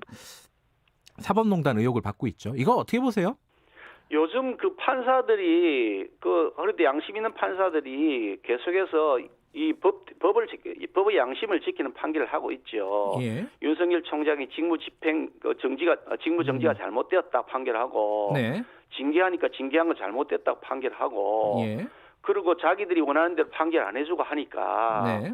아마도 그래서 이 판사들 좀 손 좀 봐야 되겠다라고 하는 생각을 한 것 같고 그런 차원이라고 보세요? 미리 겁주기를 해야 되겠다는 생각을 갖고 있는 것이라고 보여지는데요. 예. 제가 임 부장 판사 판결 내용을 좀 이렇게 살펴봤더니 예. 그러니까 1심에서 무죄 판결 난 거 아닙니까? 근데 무죄 판결은 났는데 위헌적인 행위라는 재판장의 말이 있었죠. 아니 그러니까 웃기는 거죠. 아니 위헌적인 행위라고 하는 것이 그게 지금 탄핵이라고 하는 것이 헌법에 정해진 사유가 있는데 내가 기분 나쁘다, 네가 비도덕적이다 이렇게 해서 마음대로 하는 것이 아니고요. 헌법에 정해진 사유가 직무 수행을 함에 있어서 헌법과 법률에 위반을 해야 됩니다. 예. 무죄 판결의 내용은 직권을 남용한 것이 아니라는 겁니다. 직무 수행이 아니라는 겁니다. 네. 개인적인 그런 관계 때문에 한 일이라고 하는 겁니다. 그 판결 내용이 그래 되어 있습니다. 직무 수행이 아니라는 거죠. 그러니까 직무 수행이었으면 직권 남용이죠. 그러니까 그게 직권 남용이 무죄가 된 것은 직무 수행이 아니라는 것이거든요. 네. 그 무죄 판결이 났는데 그게 어떻게 탄핵 사유가 된다는 건지 결국은 이게 법원 손봐주기에서 시킨 대로 판결 안 하면 너도 알아서 안 하면 어떤 조치가 되는지 알겠지라고 지난번에 금태섭 의원에 대해서 그렇게 징계를 하는 거와 똑같은 거죠. 이 탄핵 소추를 주도하고 있는 이탄희 의원 같은 경우에는 이 탄핵에 대한 소신은 국회에 들어가기 전부터 밝혔었던 거거든요. 지금 상황하고 좀 연결하기는 좀 무리가 있는 거 아닌가라는 생각도 들고요. 어떻게 보세요? 그분 한 분의 생각이 민주당 전체의 생각 같아 보이지도 않고요. 또 거기다가 민주당 지도부도 처음에 이거 찬성 안 했던 거 아닙니까? 그러다가 지금 계속해서 자기들 내부에서 이게 정무적으로 필요하겠다. 정치로 이용해 먹을 수 있겠다. 한번 겁을 주는 게 좋겠다라고 판단했으니까 지도부가 거기에 대해서 추진하겠다고 한 거겠죠. 자기들 내부에 지도부가 추진한 게 아니고 지도부는 처음 반대하는 입장을 가졌던 거 아닌가요? 알겠습니다. 시간이 거의 다 돼가지고 이 선거 얘기는 못 하겠네요. 요거 하나만 좀 여쭤볼게요. 지금 여당에서 4차 재난지원금 논의하고 있습니다. 전국민에게 지급한다는 게 가닥이 좀 잡혔다는 보도도 있고요. 손실보상 법제화한다는 얘기도 있고 이거 어떻게 보세요? 이거는? 사실 참 어이가 없기 짝이었는데 작년 연말에 금년도 예산을 심사를 할 때 예산안에 재난지원금이 아예 포함이 안 돼 있었습니다. 아니 작년 연말에 금년에도 계속해서 코로나 팬데믹이 지속될 게 다 뻔히 보이는데 네. 정부 예산안에 안 넣은 거죠. 네. 이유는 뭐냐? 4월 재보궐선거가 있으니 그때 맞춰서 다시 추경을 해가지고 네. 자신들이 생색을 내자. 예. 작년 4월 총선 때 재미 봤으니 또 한 번 더 재미 보자. 네. 이런 계획을 딱 가지고서 재난지원금을 아예 본 예산에 편성을 안 했던 거죠. 그래서 야당이 어차피 재난지원금이 필요하니 네. 금년에도 여전히 코로나 팬데믹이 계속될 거다. 그러니 미리 본 예산에 담자. 그래서 저희들이 제안을 했더니 처음에 여당이 반대했습니다. 시간 없고 그거 안 된다고. 그러다가 은근슬쩍 밀려가지고 자기들이 그럼 들어주는 척해서 예산을 편성했단 말이죠. 네. 그래서 그것이 지금 일부가 지급이 되고 있는 겁니다. 예. 근데 지금 이 상태에서 또다시 또 재난지원금 하자면 아니 그러면 예산 편성을 주먹국으로 마음대로 하자. 그때 선거에 맞춰서 그때그때 생색 내기를 하자. 예. 아니 그것도 돈이 있는 것도 아니고 빚내서 하자는 것이니 네. 황당한 거죠. 그런데 실제로 국민들의 입장에서는 굉장히 어려운 경제적 여건이기 때문에 예. 이에 대한 지원이 필요한 시점이라고 저희들은 판단을 하고 있는데 예. 다만 그 재원은 더 이상 빚내서는 안 된다. 기존에 있는 예산의 지출을 삭감해서 그 재원으로 충당해서 어려운 분들을 지원하는 것이 맞다. 저는 그렇게 생각합니다. 알겠습니다. 여기까지 드릴게요. 고맙습니다. 네, 감사합니다. 국민의힘 김기현 의원이었습니다. 공정하고 깊이 있게 오늘 하루 이슈의 중심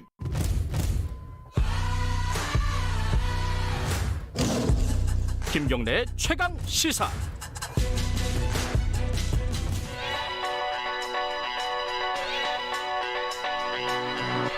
최강 시사 위근우의 눈. 네, 위근우 대중문화평론가 나와 계십니다. 안녕하세요. 네, 안녕하세요. 오늘은 연예인의 반려동물 파양.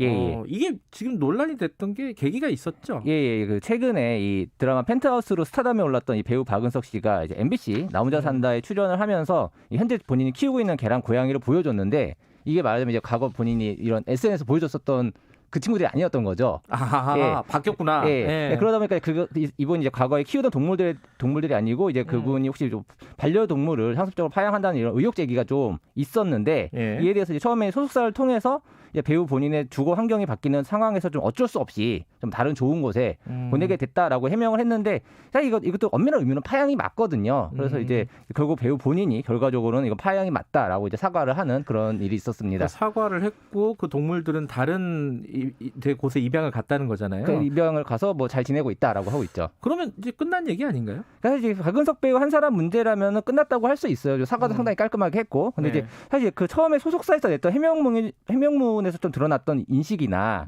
이제 이런 것들이 좀 배우 한 명의 문제는 아니라고 생각을 하는 게 좀 사람들이 반려동물과 반려동물 파양에 대해서 생각한 어떤 평균치를 좀 보여주는 게 아닌가 싶거든요. 그러니까 가령 이제 그 본인이 뭐 독립하고 혼자 생활하게 되면서 대형견인 올드 잉글리시 10도과 고양이 2마리를 분양받아 키우다가 형편이 어려워져서 이제 회사 숙소로 들어가게 되면서 뭐 마당 있는 집에 더 좋은 환경에 이제 잉글리시 10독을 보냈다고 했는데 이게 본인으로서는 피치 못할 사정일 수도 있고 이제 뭐 걔한테 더 좋은 환경을 지닌 보호자를 연결하는 게 더 낫겠다는 생각이었겠죠. 근데 하지만은 우선은 내가 이 동물을 끝까지 책임질 수 있는 환경이고 형편인지 생각하고 나서 그 친구를 데려오는 게 먼저였다는 거죠. 근데 이게 듣는 사람에 따라서는 그러면 좀 집도 좀 마당도 있고 돈도 좀 있어야지 동물 키울 수 있는 거냐 그런 얘기 할 수도 있을 것 같아요. 이게 우리가 반려동물에 대해서 요즘 가족이라는 표현을 많이 쓰잖아요. 그렇죠. 이걸 가족으로 정말 대입해서 생각하면은 생각보다 쉬워요. 그러니까 어떤 친구를 집에 데려와서 자 오늘부터 우리는 가족이고 내가 너를 보호해줄까 이러다가 갑자기 어느 날 갑자기 사실 우리 집 형편이 너랑 같이 지내기 좀 어려우니까 내가 널 더 좋은 곳으로 보내줄게. 라고 하면은 그게 설령 되게 진정성을 갖는다 하더라도 당사자 입장에서는 가족한테 버림을 받는 거잖아요. 처음부터 날 왜 데리고 왔지?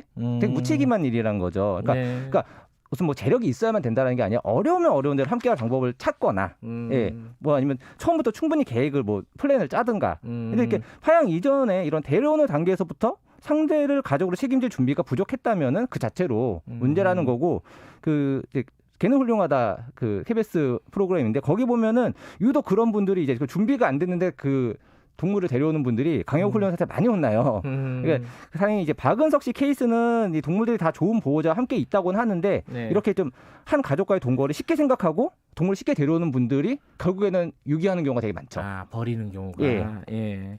근데 이제 아까 이제 박은석 배우를 얘기하셨는데 이게 연예인들이라서 더 많은 뭐 설선수범을 해야 된다? 이거는 이 사람들한테 좀 가혹한 거 아니에요? 예, 저도 뭐 연예인이 공인이라고 생각을 하진 않습니다. 근데 네. 명백히 발휘되는 영향력이 있는데 그걸 좀 없는 척 이야기하는 것도 저는 맞지 않다고 생각을 하는 게 예를 들어서 한 견종이 유행하면은 얼마 뒤에 그 견종 유기견이 되게 많아져요. 근데 이 유행이라는 게 결국에는 연예인이 방송이나 SNS를 통해서 어떤 종의 반려동물을 과시하고 전시하느냐가 이제 이런 유행에 되게 영향을 미치게 되는 거죠. 그런 경우들이 꽤 많아요? 뭐 지난해 좀 비슷한 일이 있었던 게 예. 샤페이라는 종이 있습니다. 그 개 중에 샤페이 종인 이제 그 빅뱅 지드래곤 씨의 이제 반려견이 그 지드래곤 씨 부모가 운영하는 펜션에 좀 상당히 좀 방치된 모습으로 있는 게 밝혀지면서 되게 논란이 됐었거든요. 그러니까 이게 이 친구가 좀 되게 귀여운 강아지였을 때는 그렇게 이제 본인 SNS나 방송을 통해서 이제 애지중지하는 모습을 보였었는데 작을 때는 예. 이 친구가 이제 대형견이 돼서 거기 좀 거의 말하자면 좀 덩그러니 방치가 되는 거죠. 근데 그런 반면에 또 이번 박은석 씨 건과 좀 유사하게 지드래곤 씨도 또 다른 품종묘랑 함께 이제 또 본인의 또 최근의 일상 같은 거를 또 이제 보여주고 있는 상황이었고 또 다른 귀여운 다른 동물로 그렇죠. 옮겼구나. 이 당시에 이제 래퍼 키리비 씨가 본인 SNS 통해서 상당히 좀 뼈아픈 비판을 했는데 이렇게 얘기했어요. 디디님 때문에 샤페이 유행했던 것도 사실이잖아요. 워낙 영향력이 크신 분이니까요. 샤페이뿐만 아니라 어릴 때 귀엽다고 까다로운 품종견 데려와 놓고 어디로든 보내버리는 모든 사람들을 향한 속상함을 표하는 걸 철회하지 않을 생각입니다라고 했는데 연예인이 자기가 아끼는 반려동물과 이런 행복한 한때를 보이는 것 자체는 잘못이 아니지만 그것이 일종의 화보나 패션으로 소비될수록 특정 품종견 품종묘에 대한 유행이 만들어지는데 그걸 모른 척하고 나는 뭐 내 솔직한 삶을 보여줬다라고 하는 건 좀 안 되는 것 같고 자신의 영향력에 대한 책임감이나 본인 반려동물에 대한 책임감을 함께 보여줘야 되지 않을까 싶습니다. 예전에는 애완견이라고 했잖아요. 예, 그 표현이 많이 바뀌었죠. 예, 반려동물이라고 하는데 예. 그만큼 많이 인식이 바뀌었는데 못 따라가고 있는 거군요. 방송도 그런 부분에 대해서는 책임이 좀 있을 것 같아요. 그러니까 저는 솔직히 이번 박은석 씨 건 같은 경우에는 이 파양 의혹이 제기된 걸 차치하더라도 이번 이제 나 혼자 산다 방송이 결과적으로 이번이 현재 기르고 있는 골든 리트리버나 스핑크스 고양이라는 이런 품종묘를 전시하는 역할을 했다는 점에서 좀 아쉬움이 있어요. 왜냐하면 이제 이게 다 연결돼 있거든요. 품종묘 이런 게. 그러니까 유기견 문제라는 거는 결국 미처 준비되지 않은 사람들이 만약 이제 강아지 예쁘다 해서 이제 데려오는 게 쉽게 데려와서 벌어지는 문제인데 보통 그런 추상적인 로망이라는 게 품종묘에 대한 어떤 환상이나 허영이랑 연결돼 있고 또 그런 또 로망을 토대로 인기 견종을 파는 수많은 이제 펫샵이라고 하죠. 애견샵이 난립을 하는 거고 그 과정에서 사실 이제 되게 윤리적이지 못한 방식으로 번식이 이루어지면서 정작 그 종들은 강하지 않는 기계가 되고 또 사람들은 이제 쉽게 그 종을 구할 수 있으니까 쉽게 구하면 또 쉽게 버리거든요. 그렇죠. 예. 그 고리가 있어요. 그 연결고리에 있어서 이런 방송이 소위 인기 견종, 인기 묘종을 보여주는 것에 대해서 윤리적 기준을 고민해야 되지 않을까 싶습니다. 3847님도 이게 쉽게 반려동물을 바꾸는 사람들이 결국은 유기한다 이런 말씀 보내주셨어요. 예.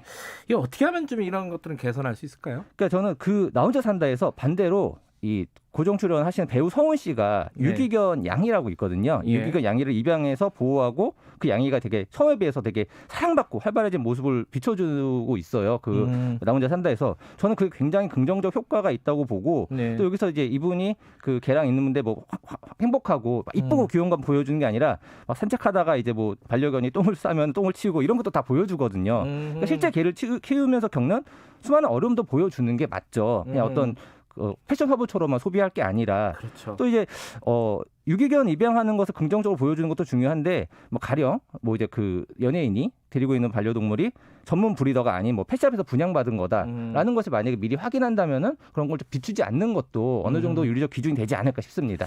유근우 평론가는 혹시 반려동물 키우고 계신가요? 아니요, 저는 아직 그럴 준비가 안 돼 있기 때문에 저는 그냥 이제 SNS 보면서 좋아요 누르는 게 지금 거의 전부입니다. 근데 굉장히 관심이 많으신 것 같아요. 굉장히 관심이 많아요. 동물이 살기 좋은 세상이 사람도 살기 좋은 세상입니다. 맞네요. 이게 우리가 조금 인식이 많이 바뀌어야 될 것 같아요. 못 따라가고 있는 것 같아요, 그렇죠? 그러니까 물론 이제 계속해서 바뀌고 있는데 이런 일이 터질 때마다 좀 이제 속상하게 되는 거죠.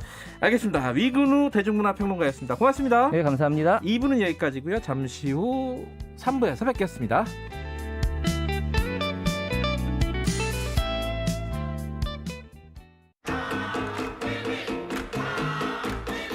속 터지고 답답한 뉴스만 머리가 아프다. 아이고 지끈지끈해 그런 사람들 있지 않습니까? 그러면은 주진우 라이브 들으시면 저희가 정리 잘 해드릴 테니까 걱정 마시고요.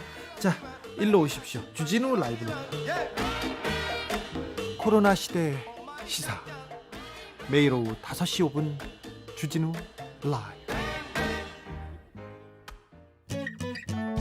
2021년 새해에는 이런 뉴스가 들렸으면 좋겠습니다.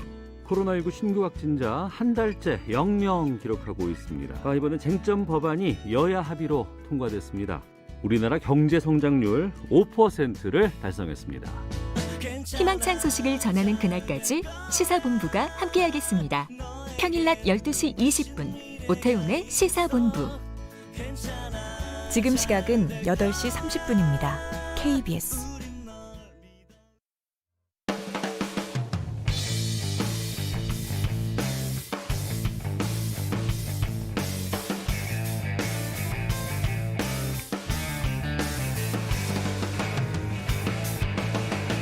김경래의 최강 시사.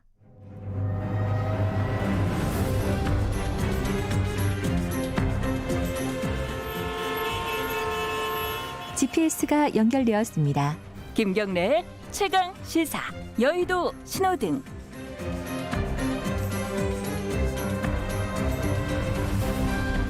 네, 주간인물 토크쇼 여의도 신호등 오늘도 두 분 나와 계십니다. 김태현 변호사님 안녕하세요. 안녕하세요. 현근택 변호사님 안녕하십니까? 네, 안녕하세요. 자, 오늘은 어떤 분들을 가져오셨나? 현근택 변호사님은 안철수 대표? 네, 안철수 대표 저번에도 한번 들고 오시지 않았나요? 그렇죠. 그때는 파란불했던 것 같고 좀 이게 바뀌었어요? 많이, 색깔이? 예, 빨간불로 바뀌었습니다. 무관성이 없어요. 아니 뭐 변하는 거죠. 사람도 네, 변하는데. 그렇죠. 변하는 네, 거죠. 신호등도 자꾸 변하잖아요. 자, 김태현 변호사님은 누구를 들고 오셨습니까? 저는 저 오늘도 똑같이 대표 다 이제 다 소수당 대표네요. 싫어하실래나? 네. 안철수 국민의당 대표 들고 오셨으니까 저는 최강욱 열린민주당 대표. 최강욱 지금 대표신가요? 대표로 알고 있어요. 아, 그래요? 네. 좀 확인 좀 해주세요. 네. 어쨌든 색깔은? 빨간불이지 뭐 파랄 리가 있겠습니까? 어제 또 유죄가 나왔으니까. 그리고 또 기소도 됐겠다. 좀 줄줄이 남아있는데. 알겠습니다. 먼저 안철수 대표부터 얘기를 좀 해보죠. 왜 색깔이 바뀌었어요? 먼저 설명 좀 해주시죠. 빨간불로 바뀌었다고. 아니 원래 안철수 그럼 이 이름 때문에 굉장히 오해가 많았잖아요. 철수 철수. 정치. 근데 지금 흘러가는 분위기가 거의 반은 철수한 것 같은 분위기예요. 왜냐하면 아시겠지만 어제 그제 이제 두 번이나 뭐 입당한다라는 기사가 났잖아요. 물론 오보라고는 했지만 네.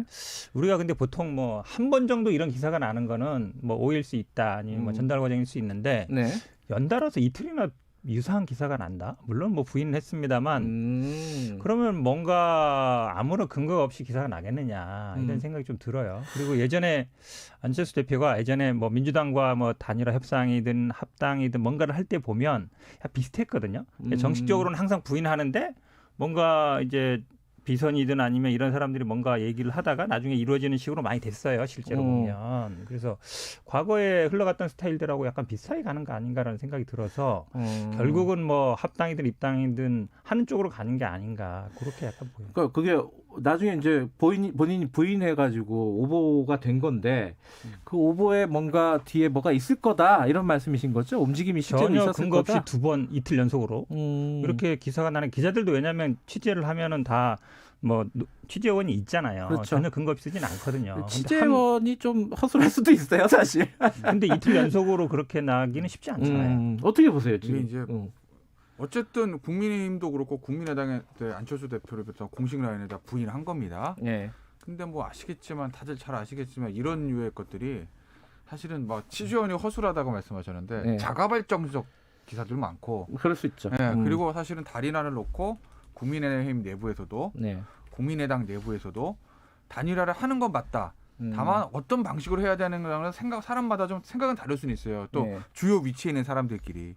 그래서 자가발전적 기사도 나올 수 있고 오보 아닌 오보가 나올 수도 있고 나중에 그 오보가 맞을 수도 있고 여러 가지 이제 정치의 생물처럼 돌아가는 거니까 그러니 이제 봐야 되는데 저는 이게 이제 지금 상황에서 오보냐 오보가 아니냐 이게 뭐 중요한 게 아니고 어쨌든 간에 국민의힘도 그렇고 국민의당도 그렇고 저 단일화에 대한 의지는 있는 거 아니겠습니까? 의지는 있는 거를 좀 보거든요. 그렇기 때문에 저는 안철수 대표가 빨간불이란 말에는 동의할 수는 없다. 그러니까 철수 정치라는 게 한다고도 안 한다는 거 얘기하는 건데 어쨌든 지금 오히려 그런 식으로 보면 안철수 대표는 단일화에 대한 강한 의사를 표현을 하는 거예요.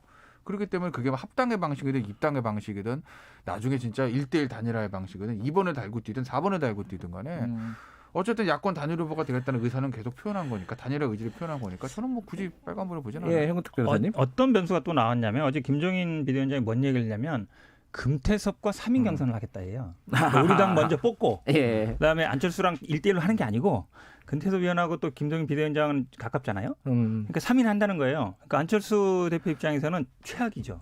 왜냐하면 지지율이 겹치잖아요. 겹치죠. 예를 들어서 약간 중도. 그렇죠. 예. 안철수 대표의 최상의 시나리오는 지금 현재 국민의힘에 들어가서 여러 명하고 하면 무조건 이기는데 국민의힘에서 한 명 뽑고 그다음에 금태섭이랑 안철수랑 셋이서 이렇게 하면 당연히 불리하잖아요. 근데 김종인 비대위원장은 그렇게 하겠다는 거잖아요. 지금. 그러면 제가 보기에는 금태섭 이 변수를 극복하기가 쉽지 않아요. 저렇게 하면 국민의당 후보가 국민의힘 선출된 후보가 유리할 수밖에 없죠. 근데 그러니까 중요한 건 김종인 위원장의 저 워딩도 뭐 김종인 위원장 속내를 저희가 워낙 노예하신 분이기 때문에 정확히 읽을 수는 없으나 어쨌든 단일화를 하겠다는 거 아니겠습니까?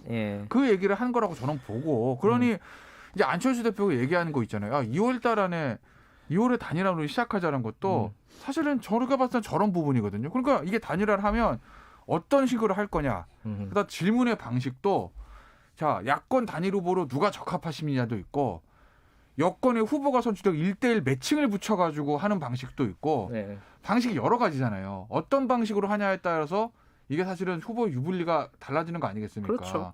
그러면은 국민의힘의 후보는 선출은 선출대로 하되 저런 논의가 일주일 안에 안 끝날 수 있으니 그걸 한번 2월 달부터 해보자라는 거니까 저는 저 국민의힘의 김종인 위원장 야 이렇게 해서 3인 경선하는 거 어때라고 말씀을 하셨다면 그것도 일종의 단일화 방식에 관한 거거든요. 실질적으로 저는 논의가 이루어지고 있는 거다. 그래서 그렇게 저는 상황을 부정적으로 보는 건 아니라 이게 이런 건 있어요. 그러니까 양측에 어마어마한 힘겨루긴 게 내가 제가 생각 보면 양측이 2월 달이 제일 중요해. 왜냐면 3월은 어차피 단일화하고 그다음에 본선이에요. 지금 1월, 12월은 안철수 대표의 달이었어요. 왜냐면 본인이 먼저 딱 치고 나왔으니까.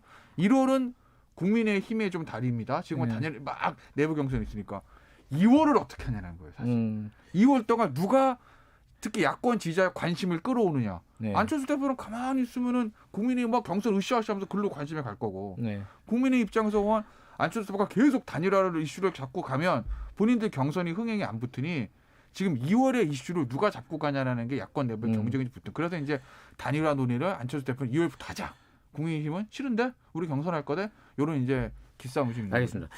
지금 중요한 게 마스크를 쓰셔야 됩니다. 그러니까 지금 마스크를 지금 찾고 있는데 없더라고요. 그래 하나 갖다 주세요. 이게 방역 수칙에는 어긋나지 않아요. 방송할 때는 마스크 안 써도 되는데 저희들이 단계가 조금 낮아질 때까지는 좀 조심하자 이런 차원이어가지고. 커피 마시다 깜빡했어요. 근데 지금 말씀하셨듯이 뭐 2월이 중요하다. 그게 좋은데 이 얘기가 해결이 안 되고 뭔가 매듭이 안 지고 계속 한이 많이만 싸우고 있다면은 나중에 이 안철수 대표가 그 얘기했잖아요. 피곤해진다. 국민들이 피로감을 느낀다. 이거 어떻게 보십니까? 벌써 피곤해지고 있죠. 벌써 피곤하세요? 저도 매일 방송 나와서 얘기하는데 진척이 없잖아요. 예를 들어서 얘기에 재미가 있으려면 뭔가 룰을 얘기를 한다든지 아니면 뭔가 진척이 돼야 되는데 똑같은 얘기만 하고 있는 거거든요. 마스크 쓰고 얘기하세요. 그러니까 유일하게 달라진 거라고는 뭐 입당하냐라는 기사나 아니면 뭐 지금 금태섭 의원도 한다 이 정도인데 제가 보기에는 뭐 그냥 김종인 비대위원장하고 안철수 대표 간의 어떤 개인적인 그 관계로 봤을 때 쉽지 않은 국면으로 가는 것 같아요. 희망사가 자꾸 얘기하시죠. 아니 희망사도 얘기하는 거죠. 아니 근데 뭐가 되는 거 없잖아요. 되는 게. 진척이 있어야지. 이 정도면 진척 얘기가 오가는 거 자체가. 아니 본인이 만약에 그러면 안철수 대표라고 생각해봐요. 금태섭하고 여기 당 후보랑 3자 간에 경선하자 그러면 하겠어요? 그건 뭐 알 수가 없지. 나는 안철수 대표가 아니니까. 안 대표한테도 뭐 할 일 없지. 당연히 불리한 건데. 저기 입당을 할까요, 안 할까요? 나중에 이제 따로 뽑아가지고 단일화 경선을 또 하는 건지 아니면 입당을 하게 될 건지 요거만 예측 한 마디씩 듣고 넘어가죠. 봐요. 그러니까 실제로는 입당인데 형식은 합당 형식을 취할 거다. 어떻게 보세요? 아니 하면은 합당이겠지. 입당은 아니죠. 당 대표가 탈당하고 어떻게 입당을 해요? 하면 당대당 합당이다? 합당인 거지. 만약에 방식 한다면. 근데 그거는 가능성이 어떻다고 보세요? 합당이요? 네. 글쎄, 저는 아직은 좀 아직은 지켜봐야 될 이르다. 것 같은데. 알겠습니다. 그 다음은 얘기로 넘어가죠. 최강욱 대표님 맞습니다. 제가 딴 사람하고 헷갈렸나 봐요. 죄송합니다. 최강욱 열린민주당 대표 빨간불 선거 때문인가요? 어제 그것만 가지고 하신 말씀이세요? 아니면... 어제 선거뿐만 아니라 또 기소된 것도 있으니까. 사실 어떤 의미에서 뭐 기소된 게 더 좀 더 실제로 어려워질 수가 있죠, 정치 인생. 기소된 게 그 채널A 사건이죠? 네. 채널A 사건에 관련해 가지고 페이스북에 글을 썼는데 처음에 저 MBC에서 채널A 검언 유착 의혹 보도 나온 이후에 이게 그 채널A의 이모 기자하고 이모 기자가 감옥에 있는 이철 씨한테 한 얘기다. 그럼 녹취록이다. 녹취록 내용이다. 하면서 쫙 글을 썼는데 맞는 얘기 대부분 맞았어요. 근데 거기서 제일 중요한 부분, 예를 들면 이모 기자가 이철 씨한테 가서 야, 당신은 유시민 이사장에 대해서 불어라. 그래도 유시민 이사장 쉽게 얘기하면 잡으면 우린 준비 다 돼 있다. 뭐 집이고 노무현 재단 이거 다 압수수색 들어갈 거다. 그런 얘기를 했다. 사실 그런 얘기 한 게 맞으면 진짜 이거는 뭔가 유시민 이사장을 잡기 위해 가지고 이모 기자가 이철 씨한테 개주 추파라 던진 거잖아요. 그런 내용이 있다라고 그냥 단정적으로 썼는데 없어요. 허위사실 유포에 의한 명예훼손.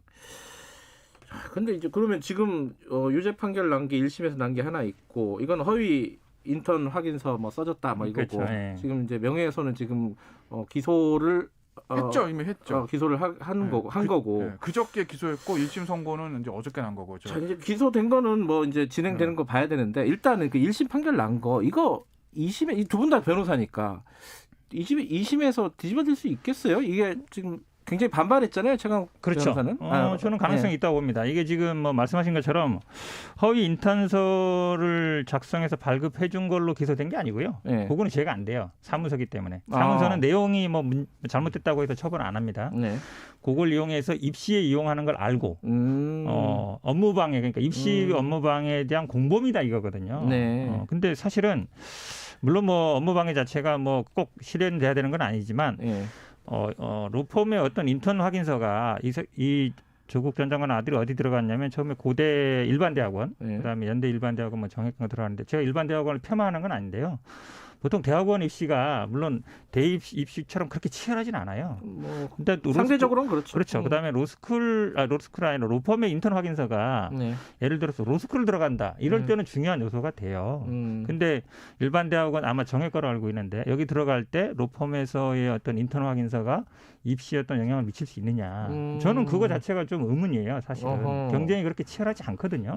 그리고 대부분 뭐 아마 정원이 미달되는 경우도 있어요. 연대는 아마 그렇다고 얘기는 들었는데 그런 얘기 본다 그러면 이 인턴 확인서를 허위냐 아니냐 이게 초점이 맞춰져 있는데 그게 과연 입시에 쓰려는 어떤 공범이냐, 그다음에 그게 실제로 어떤 입시에 영향이 있느냐 이런 부분에 대해서 저는 의문을 갖지 않을 수 없어요. 말씀하시고 싶어가지고 지금 우리 형 도와주려고 자꾸 참 도와주려고 내가 이제 말을 끊으려고 그러는 거예요. 나중에 이제 말이 다 남으니까 위에서 그런 거지. 위에서 이게 조국 전 장관 딸 이름 얘기해도 되는 건가요? 다 나왔어요. 뭐 굳이 얘기 안 해도 돼요. 조모양 처음에 그 뭐 표창장이 뭐니 했을 때도 다 저런 얘기들을 막 이제 민주당 쪽에서 많이 하시는데 영향을 이게 뭐 이걸 가지고 영향을 끼쳤겠어?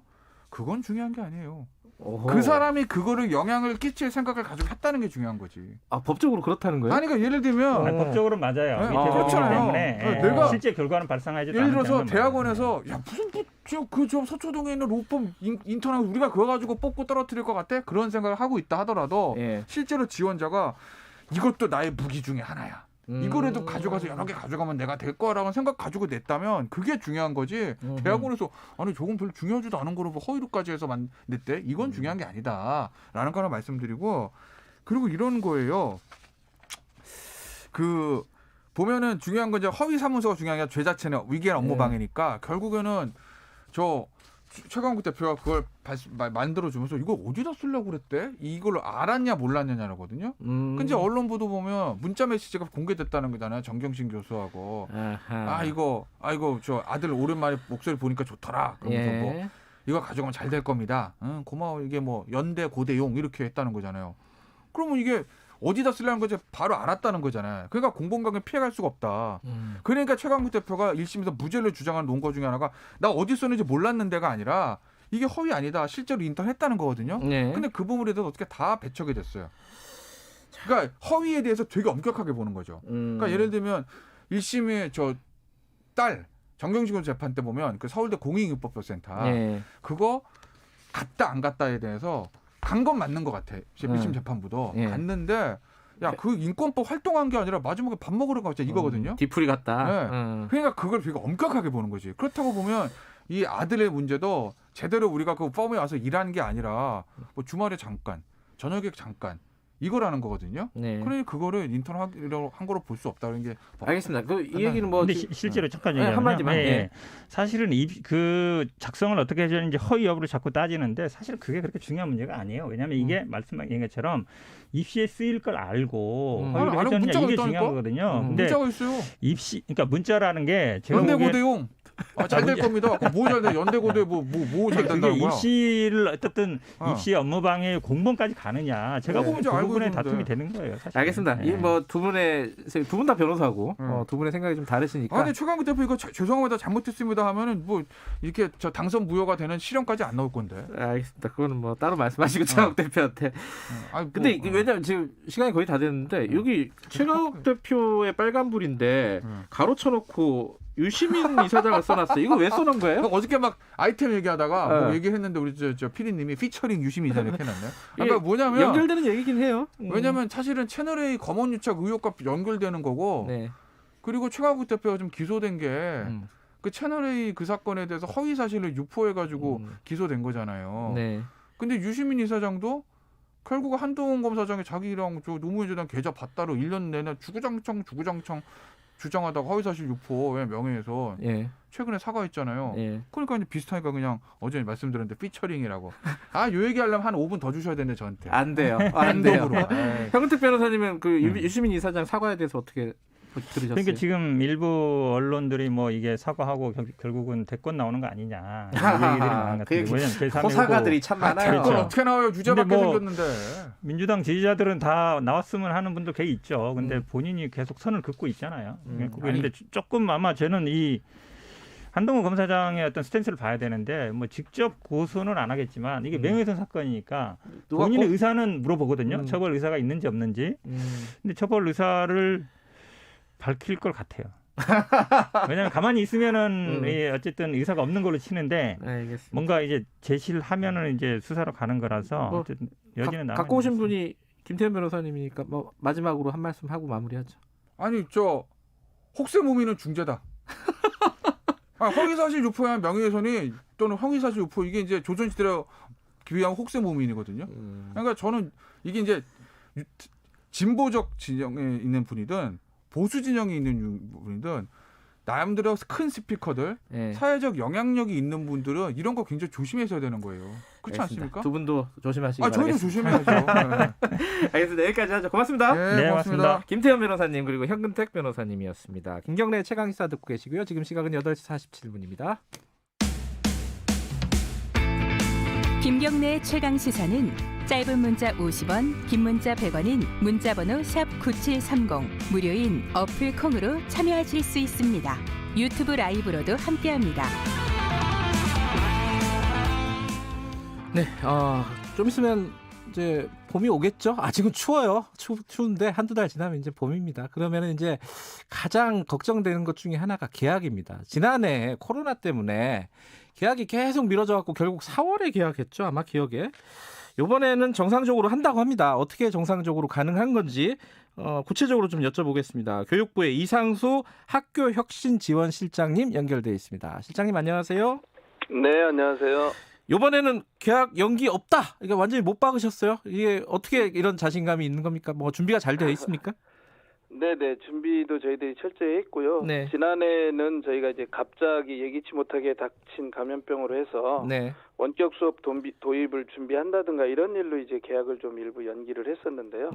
지난해 원격 수업이 어느 정도 안정적으로 정착을 했기 때문에 등교 수업과 원격 수업을 병행하는 방식을 통해서라도 계약 연기는 없이 정상적인 학사 운영을 할 예정입니다. 일단 이제 생활 정보 중심으로 좀 여쭤볼게요. 이거 학부모님들이 많이 들으시니까요. 매일매일 등교하는 학년들이 정해져 있죠. 어떤 학년들이 매일매일 등교합니까? 예, 일단은 초등학교 유치원하고 초등학교 1, 2학년 학생들은 학교의 결정에 의해서 매일 등교가 가능하고요. 예. 특수학교 학생들의 경우도 등교가 가능하도록 하고 소규모 학교. 소규모는 몇 명 이하죠? 소규모는 작년까지는 300명 이하였고 올해는 이제 400명까지 확대하는 것으로 그렇게 했습니다. 그 고3은 어떻게 되는 거예요? 고3은 이제 작년에도 원칙적으로 진로진학과 연계해서 등교하는 것이 원칙이었고 올해도 지난해 원칙을 준수하도록 그렇게 했고요. 다만 이제 필요한 경우 학교에서 일부 시간의 경우는 고3도 원격 수업 전환하는 것은 학교의 결정에 의해서 가능은 할 것으로 보였습니다. 지금 말씀하신 게 이제 유치원 그리고 뭐 특수학교, 소규모 학교 그리고 고3 뭐 이런 말씀하셨는데 그럼 나머지 학년들은 매일 그러니까 예를 들어 코로나 단계별로 좀 다른 거죠? 등교 일수나 이런 것들은 어떻게 달라지는 겁니까, 이거는? 네, 맞습니다. 그 사회적 거리두기 단계별로 그 밀집도가 정해져 있고요. 그건 작년하고 지금하고 현재로서는 같습니다. 대신에 이제 초등학교 1, 2학년이 전원 등교를 하게 되더라도 초등학교 1, 2학년은 제외한 나머지 3학년에서 6학년까지 중에서 예컨대 1.5단계면 3분의 2가 가능하고 2단계면 3분의 1이 가능한 것으로 해서 전체적으로는 지난해보다 등교 학생 수가 좀 많을 것으로 그렇게 보고 있습니다. 1단계인 경우는 3분의 2까지인가요? 3분의 2에다가 일정 부분 학교에서 재량껏 탄력적으로 재량을 좀 유지할 수 있도록 했습니다. 그러니까 코로나가 이제 완전히 종식되지는 않을 거고요. 당분간은. 그러면 1단계를 유지할 가능성도 꽤 있는데 안정되더라도 그런 경우에는 3분의 2까지 밀집도를 유지하고 재량에 따라서는 전원 뭐 등교할 수도 있고 이런 거네요, 지금. 그렇죠. 최대한으로 가면 전원도 가능하지만 저희들이 시도교육청이나 단위 학교도 어쨌든 거리두기 단계가 아예 없어지지 않는 한 어느 정도의 그 밀집도를 완화시키기 위한 조치들은 취할 것으로 그렇게 저희들이 보고 있습니다. 그러면 이제 어찌됐든 등교한 학생들이 좀 많아진다 하더라도 원격 수업은 일정 정도는 있는 거잖아요, 그죠? 네, 그렇다고 봐야죠. 그 원격 일단 밀집도 말씀하시죠. 원격 수업이 작년에 이게 1년 동안 쭉 진행이 됐었는데 그 평가는 어떻습니까? 좀 보완이 되나요? 예, 지난해 저희들이 이제 1학기 때는 일단 원격 수업 준비하고 선생님들도 적응하시느라고 조금 어려움이 있으시긴 했는데 2학기부터는 학부모님들이나 학생들이 좀 선호하는 그런 쌍방향 수업도 꽤 많이 늘어나서 원래 1학기 때 한 쌍방향으로 하는 수업, 그러니까 이게 대면 화상으로 보는 거에다가 실시간 피드백까지 하는 것으로 보면 1학기 때 한 14%였던 것이 2학기 때는 한 55%까지 늘어났고요. 저희가 이제 만족도도 사실은 학생들은 한 81% 정도가 원격 수업에 만족한다고 했고 물론 부모님들은 여러 가지 걱정이 있으시니까 한 57% 정도 만족하시는 것으로 그렇게 1학기보다는 한 6, 7% 더 올라갔고요. 그 지금 급식 문제가 좀 있었어요. 이게 지금 좀 집에서 밥 먹기가 힘든 학생들도 있고. 이게 지금 급식을 학교는 안 가더라도 먹을 수 있게 하겠다. 이건 어떻게 가능하다는 거죠? 그래서 이제 말씀 주신 것처럼 집에서 급식을 제대로 해결하기 어려운 학생도 있고 또 집에서도 늘 점심 준비하는 게 부담도 되고 그렇죠. 균형 잡힌 영양 공급이 학교는 그런 그 영양사분들이나 영양교사들이 다 식단을 짜주니까 이번에 좀 아이들이 올바른 식습관 형성이나 영양 관리도 하자 그래서 이제 집에서 그 급식을 주기 어려운 밥을 해주기 어려운 학생뿐만 아니라 희망하는 학생은 사전에 학교가 희망 조사를 받아서 왜냐하면 급식은 한 일주일 정도 전에 저희가 준비를 해야 식단 준비가 가능합니다. 그렇죠.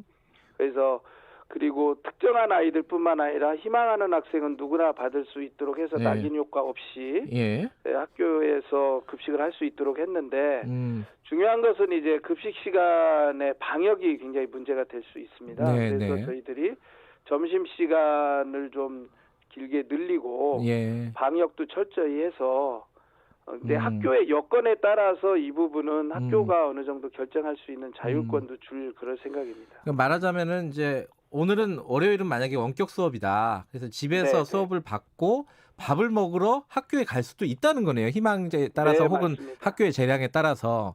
네네. 와, 이게 가능하면 참 좋겠네요. 저도 애 점심 주기가 너무 힘들거든요. 맞벌이라서.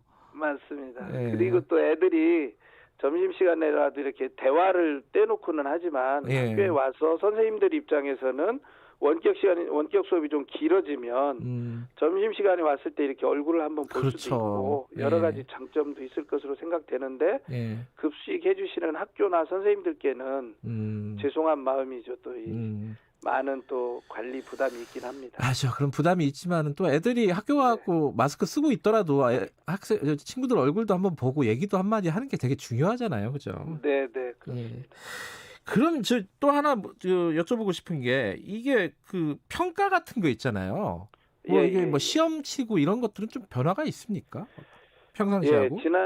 지난해에도 이제 평가는 여러 가지 조건을 해주긴 했는데요. 네. 사실 원격 수업이 길어지다 보니까 원격 수업하고 학교 오면 평가만 한다 이런 이제 말씀들도 좀 있어서 네. 올해는 평가를 좀 더 유연하게 할 수 있도록 했습니다. 상황이 좀 긴박해지면 평가의 횟수를 줄이거나 이런 것도 학교에서 이거는 학교 운영위원회나 이런 데서 결정하도록 했고요. 네. 수행 평가하는 게 이제 좀 부담이 됐는데 예. 작년에는 일부 교과에 한해서 동영상으로 본인이 수행한 것을 평가 선생님이 해주실 수 있도록 했는데 학교가 의사결정을 하면 전 교과에서 동영상으로도 평가가 가능하도록 했고요. 네.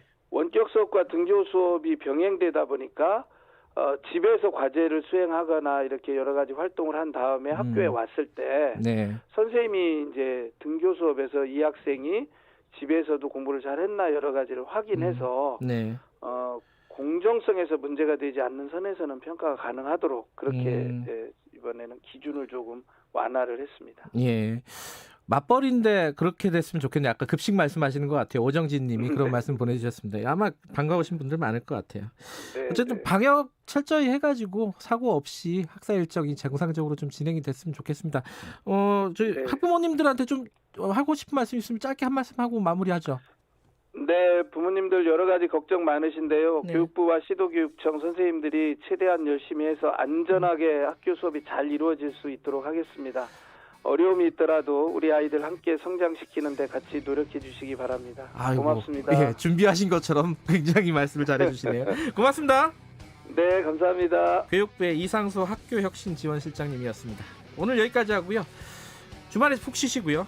월요일 아침 7시 20분에 다시 뵙겠습니다.